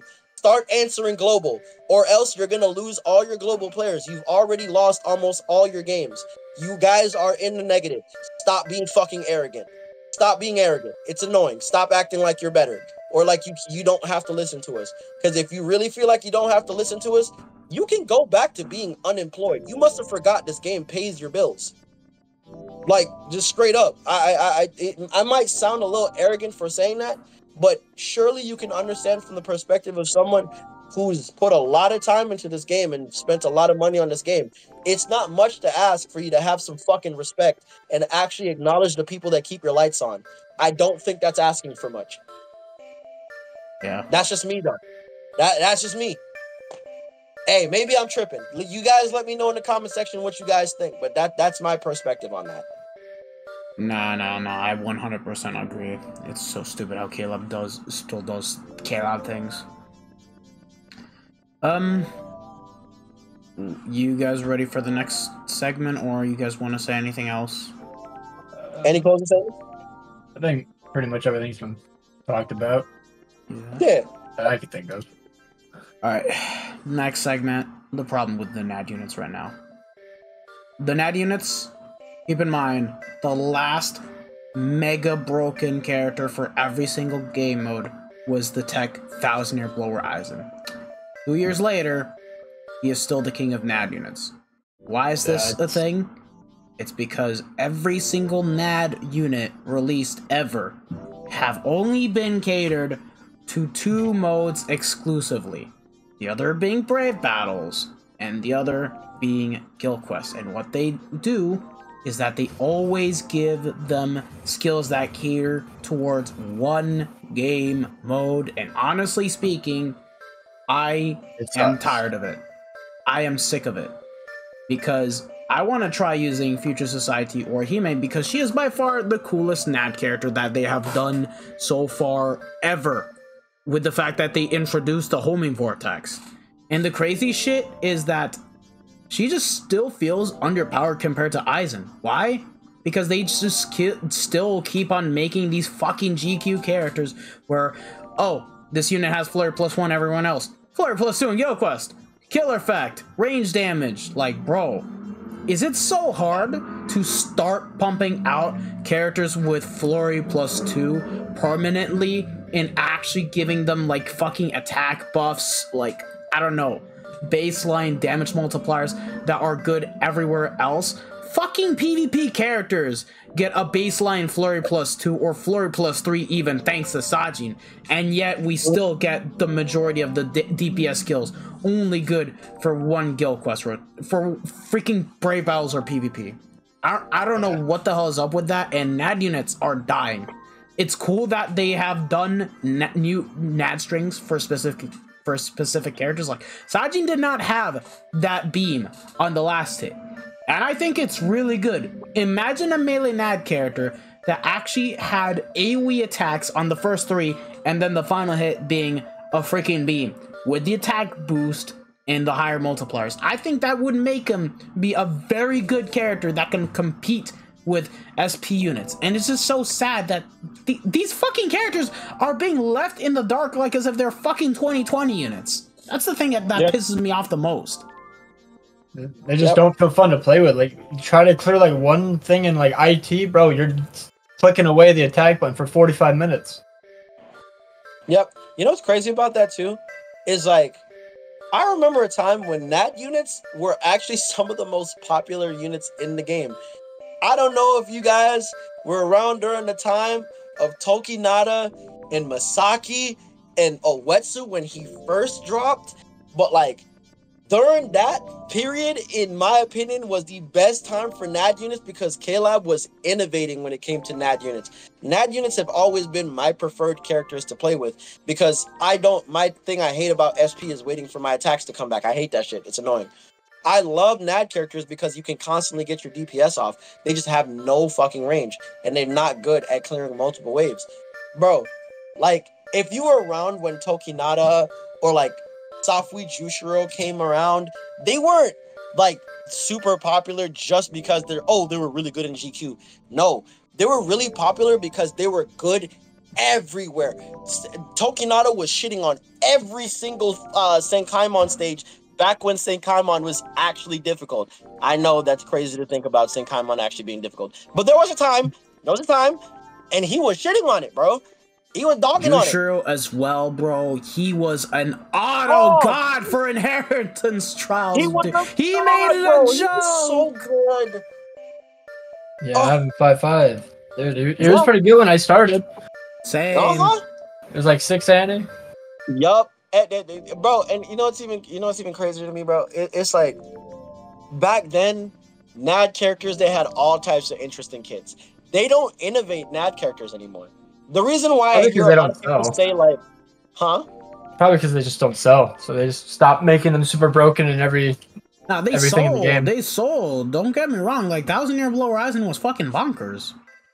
Yeah, no, but NAD characters, believe it or not, NAD characters unironically are the characters that sell the most because they're the characters that last the longest. So like their initial release probably won't be as crazy as a really popular SP unit, but over the period of like their lifetime, they'll end up making KLab more money just because people will summon on them more often. Because no matter how much you want to deny it, you always end up needing NAD characters even when you don't like them. Even when you don't like them, you always end up needing them. SP characters, you can skip a SP character or two and be fine.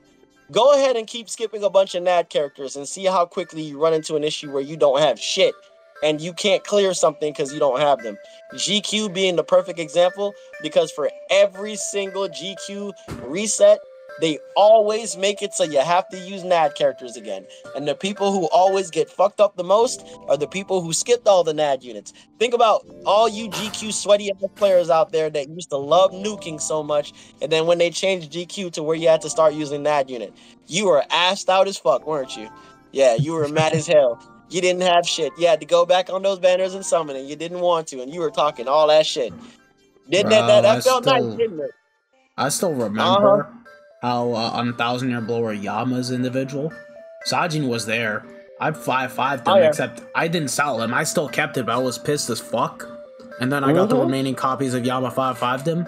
A whole year plus when Very Hard Guild Quest got introduced, Sajin just came back and I fucking used him in Guild Quest because of that. Jesus, the clutch of that. So, like, yeah. My gripe is, like, I agree with you 100%. The fact that all their modifiers are buried into one game mode is absolutely ridiculous. Again, I don't know whose idea that was. Stop letting that guy have ideas. Like, actually, I don't know who that person is, but when they have ideas, treat them like the weird kid in the classroom that everybody throws spitballs at. That guy's ideas suck. Actually. Because I'm pretty sure that's the same guy that keeps making every GQ NAD unit only have Flurry plus 2 in GQ. Fuck that guy. That guy sucks. Like, actually, that guy sucks. But besides that, Bro, I'm gonna say it again. Future Orihime could have been the best NAD unit if it weren't for the fucking GQ only skills. Yeah. Like, imagine if she had damage to afflicted enemies. Or if she had team party a bonus damage to afflicted enemies, like how Toshiro or like the SP units do, except on a NAD unit, and you actually get something from it, and it boosts them. Like, imagine this, right? Imagine if Future Society Orihime came out, and so let me pull her up, because I kind of want to cook for a second here. Bear with me here, chat. Just bear with me. But like, I'll make it make sense. I promise. Let me pull up Orihime. Soldex, you better load fast. This shit is not loading fast. This shit is buffering. That's buffering. Oh my god. Jesus Christ. There we go. Oh, we got life, guys. We got life. Hold on. All right, yeah. Orihime. Now, Imagine if Orihime came out, right? And she came out like this. Instead of Flurry +2 in Guild Quest, it was just Flurry +2. Instead of Killer Effect, 30% 50 in Guild Quest, it was just like 30% full stamina damage boost, normal attack damage, or 40%. And then instead of range damage, it was damage 40% to afflicted enemies. And then get this, she has 0 status elements on anything still. That way, she'll never get in the way of your like status elements. And then she'll also boost you if you do proc status elements. And instead of doing it by affiliation, it's just one Guild Quest skill. It's just one Guild Quest skill, and let's say you put into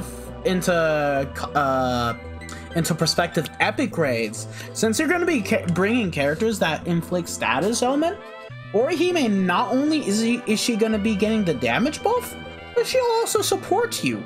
That's really good. Yep. I like that idea. Very good. Yeah, Night character is pretty good in epic raids. Like the Kisuke, the top mine Kisuke, I still see people bring him all the time. Yeah, he's still good, bro. NAD characters will always. I'm telling you right now, guys. Look at any NAD character in your box right now that is likely to be a ranged NAD character with guard break. They're gonna outlast every single character in your box. It's not even close. They're gonna outlast every last one of them. Yeah, even your shitty NAD characters, they're more likely to outlast every single character in your box. NAD characters are the best bang for your buck, but it sucks that they get no innovation and they get treated like a fucking afterthought when they're some of the most important units in the entire game. Yeah, like, think of how many game modes you cannot do if you don't have a NAD character. Genuinely think about it for a second. Like, again, if they were to start getting brand new NAD skills and start altering the damn skills, then it'd be great. Because I need these damn characters to compete with SP units. Don't give me the, oh my god, SP units are always going to be better than the NAD units. Yeah, but how about you fucking start doing something to these characters? Facts. Like, it'd be really nice. Like, bro, imagine a NAD character, right? That, like, had a bunch of tracking vortexes, but they all had a certain amount of length to them. Like, let's say they had an AoE with a mini tracking vortex that goes to the enemy and then sucks them into place and then disappears, but leaves, like, a mini trap that keeps them there for, like, a second or two. And then, like, you have another tracking vortex where instead of it just going to a person and just dragging them around, it goes to that person, tracks them down, and then drags them closer to you if you're a melee unit, or drags them further away from you if you're a ranged unit. Like, you know how dope that would be? How they could innovate like crazy with NAD units. Imagine more NAD characters coming out with 1000-year Blood Warrior Tech Aizen's like damage, but then having like made Orihime's kit. That, oh my god, oh Jesus Christ, holy shit. And then not having any status elements, because I'm sorry, NAD units, if they're going to be a support unit, should not have status elements. It gets in the way of your main unit. It always does. It always, you don't want conflicting status elements. You don't want that kind of RNG. You don't. Yeah. Like, oh, that'd be so dope. Oh, bro, don't even get me started on NAD characters, bro. Remember how NAD characters used to have a boost that would transform them into a different form? Yeah, crazy, I right? remember. I don't remember the last one that was. Tokinata. Funny enough. Okay, well that explains why I didn't know that, because I barely even use them. Never use them as a main. He transforms on Soul Bomb. He's the only one. And then guess what? 1000-year Blood Warrior Soifon. Most people don't even notice. You know she transforms when she boosts, right? And the same goes for Imperial World Notora. They transform when they boost. It's the same thing. Their mags change as well. Their mags change. We don't get that kind of mechanic anymore. Nope, we don't get that kind of stuff anymore. We don't get innovative stuff for NAD characters anymore. They're just slapped into GQ with GQ skills with the same fucking kit, and then they give them some annoying ass status element that makes your runs harder because it keeps getting in the way of your main unit. I have a 4-5. Oh. He died. Oh. Died. I have a 4-5. Sounded very southern there, Beth. I know, right? Dude, you from down south? I don't know what the hell happened, but like, if I were to make a fucking blooper cut, then I could actually edit this. Yeah, you said you have a 4-5. What? Oh, bruh. Yeah, we're gonna have a blooper reel for sure. But I have a 4-5 in mind. Espada Killer Rukia, the one that came out with the Air and Arrow recently. You got her 4-5 already? Oh my god. Jeez, Yeah, mine's 3-5. I pulled 2 of her from tickets, and then I pulled 2 on the banner. I was like, what the fuck? But yeah, no. I'm not using her, bro. I used her one time, and I wanted to end my life. She kept freezing the boss. I don't need freeze. I need that idiot to be weakened and lacerated so I can get my damage off. Half my run was cucked because of her. The one time when I did clear, it was because she never procced one time. Yeah. That's literally why she never procced a single time. She has flurry +2, so she's gonna proc a lot. That's ass. It's so bad. It's so bad, bro. Oh my god. Don't get them status summons. Don't. I don't need it. That's why Fierce Battle Nell is still so good. She has no status summons. Same thing with Soifon. I can always change my main unit and not have to worry about them fucking me over. Like, it's so good. Oh my god. Why can't more weeks be like Melee or Ronkar, bro? Yeah, for real. Oh my god. But yeah, that's my thoughts on NAD units. You guys have anything else to add to it? Nah, I've expressed every single bit of opinions that I have towards NAD characters. I've explained everything. I don't think I need to add anything else to the topic. I can't think of anything really. Just been very quiet. I'm not gonna try not to interrupt people. Nah, that's cool. That's cool. If you got a point, say your point. Hey, yeah. Hey, and if you feel like we're cutting you off too much, please let me know. Please let me know. Yeah. For real. Because it's literally not in, you know, you get it. We don't do it on, we don't do it on purpose. Discord delay, yeah. It's just, I wish NAD characters are a bit more fun to use. Nowadays, it's just, there's no real reason to main them, unless they're a specific thing in Senkaman. That's basically about it. Yeah. Oh, yeah. Like, I agree with that 100%. Like, I've lost interest in NAD units, which is saying a lot, because I was always the NAD unit guy. I was always the guy hard defending NAD units. I can't defend them anymore. Dude, I love Tokinata. I still love Tokinata to this day, but like, goddamn it. Yeah, they're fucking boring beyond belief, and half of them are either just Brave Battle characters or fucking GQ characters, and you can't use them anywhere else. And it's even worse when they don't get guard break. There should never, and I repeat, this specifically goes for NAD units. SP units, people love to make the argument. I don't know why, it's a waste of time, but there should never, ever, for any reason, ever be a NAD unit that doesn't get guard break. It should never happen. I was your Blooper, or my Yordoichi, my Desert Slidey one. She didn't get it. Right. Like, Resurrections as well. Like, Resurrection NAD units not getting guard break. Are you slow? Like, what? Dude, the crazy shit is we still get characters that don't get guard break. Look at Meninia, part 1. So that's right. Brave Battle, though. I did not understand that at all. It's just Brave Battle. Would it affect anything of her in Brave Battle? I mean, it would have affected it if we didn't get another fucking Meninia, which I'm glad we did. Swimsuit 1. I mean, we'll probably get the Volsyndig one, too. Like, a lot of these Brave Battle characters, they get a lot of life, like, spit back into them because they end up being useful outside of Brave Battles in a lot of things. And, like, her not getting guard break just means she is actually just genuinely completely useless outside of Brave Battles, which means the moment she dies in Brave Battles, she's dead forever. Like, pure point blank, she's gonna be dead forever unless she gets guard break. Dude, why do you think the Heart Yuha lasted so long outside of PvP? Because he was a fucking booster. Yeah, unironically, I used him to auto for Extreme Co-op. Just because he was so useful. Like, I could just walk away. He's an ad character. Yeah. Just slap the headband on him and go crazy. He has Flurry +2 too, so his hits will hit for the most part. Yep. But I think that's everything.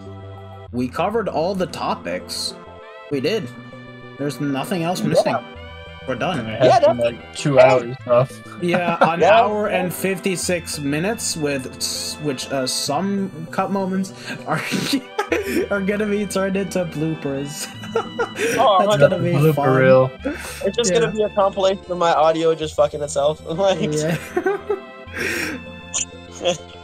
Yeah, no, but hopefully you guys also enjoyed this episode of the Bleach Brave Souls podcast. I want to give a big thanks to our boy Rigatoni for coming through. Y'all give him a clap. Yes.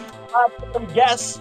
Thank you for coming through, dog. I really appreciate you for being on this episode and making the No time. problem. Same. I appreciate you coming by. KLab devs on next. Yeah. Hey, let us know if you ever want to be on other future episodes. Just let us know. Just hit us up. We're always down to do more episodes. If you guys want more content like this, you already know what I'm about to say. Subscribe to the channel, hit the bell notification, let us know who else you would want on here. I did try inviting Surugi, but he couldn't, so that's unfortunate. But if there's any other content creator watching this podcast and you guys want in, do leave a comment or let us know on Discord. Like, I'd be happy to invite some people. For sure. Yep. Also, don't feel like don't go into that headspace of feeling like, oh well, I don't have enough subscribers. I don't even think people are really going to care about my pin. Nope, I don't want to hear none of that shit. You are welcome to come on the podcast. If there are things that you feel that are important for the game that need to be talked about, please let us know in the comment section. I promise you, we really do read the comment section. I went through the entirety of the comment section last time for the last episode, and although I didn't really reply in the comment section, I do appreciate y'all's comments as well, because most of them were positive and left some really, really good feedback, which is really what got us to make the second episode as well. Yep, some of our points were because of some of the comment section. Believe it or not, like, we do read your guys' comments and we do take it into consideration. Even if we don't agree with you, we still want to hear your point, because just because a lot of people agree with me doesn't mean I'm right. So, like, I would like to hear other people's perspective, because it will broaden my horizons and give me a new perspective to think of, especially for more episodes, so we can keep pumping this out for you guys, man. We enjoy doing this. This is our way of giving back to the community. We love the community and we love this game. This game brought back my favorite anime, bro. I love this game. It holds a dear place in my heart. Exactly. I just don't like the way how KLab handles the game sometimes. Nobody does. My hope is that if they see this, that they please don't take this to heart. Understand, a lot of my gripes are coming from someone who is passionate about the game and has put a lot of time and a lot of money into the game. And I want to see you guys be able to keep this game and make a lot of money off this game. I want to see you guys be able to have this game for 15, 20 years. It would be crazy to have BBS for 20 years. But if I could get away with it, fuck it, bro. Like, I would love for this game to do well. And I would love for this community to do better. So I would love to hear your guys' opinion. And I'm sure my fellow host also agree with me in this sentiment. You know what I'm saying? Exactly, it's been great hanging out with y'all. But we got to get out of here.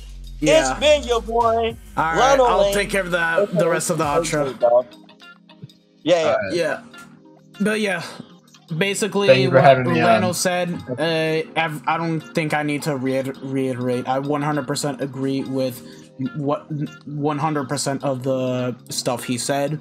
If you guys want more of this, let us know once again in the comment section below. If there's anything else you guys want to discuss, we'll be taking it into consideration for the next podcast.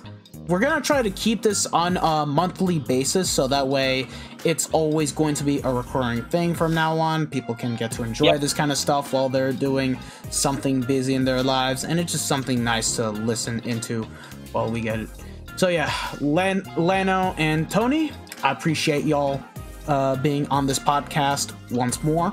It was definitely a pleasure to discuss more about the game, y'all's point of views, everything else, and more so shout out to Leno that actually got me to think about some actual stuff for Guild Quest, because there's some stuff I'd never took into consideration before. So there's so much stuff I could go over, dog, but like we don't have enough time. We've hit the 2 hours. I gotta go work. Tony, you got anything else you want to say? Yoruichi by the end of the year, please. Oh god, I'm crying over here, man. Hottest character in Bleach, and they don't drop her every year. This is a crime. It's been 2 years too. Yeah, that's actually insane to think about. That's so crazy. Christmas. Hey, wait, hold on. Hey, and don't think I forgot, bro.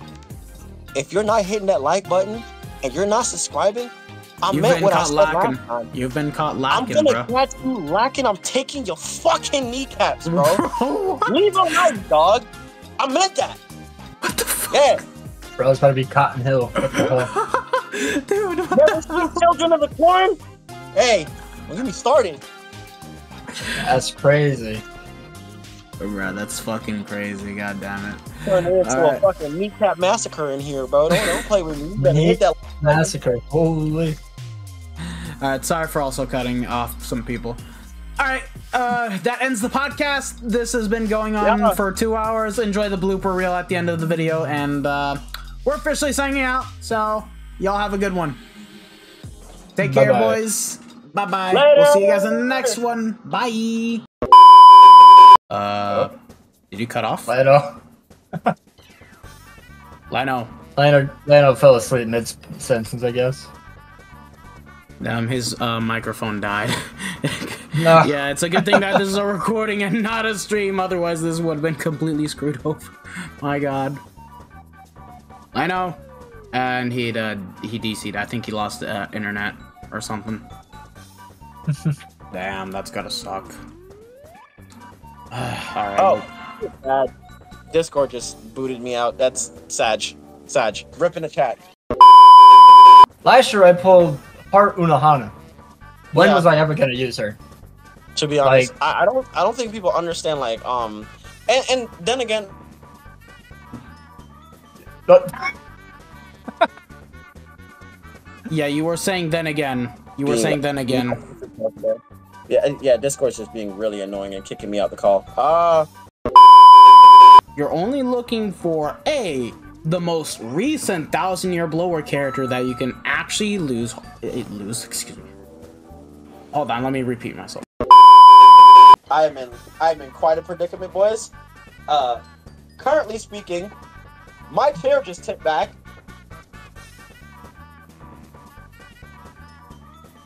And Leno died. He fell backwards and died. God damn it.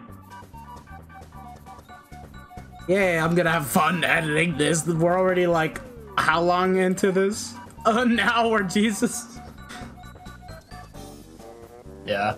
Oh. Hey, if it's fun, it's fun. That's all that matters. I know. We can barely hear you.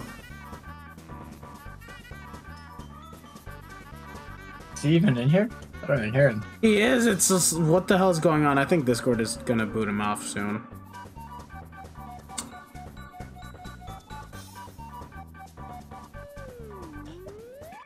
Hello? Yeah, now we can hear you. Hello? Dude, what the fuck is going on, bro? You were like, hello? And then Discord has been so ass lately. It just keeps kicking me out of the call all the time. It's so annoying. I'm done. Sorry, go on. Lino? Lino died. My god. My god, died. Dog, I'm dead. I'm gonna crash, dog. This phone is actually. I was saying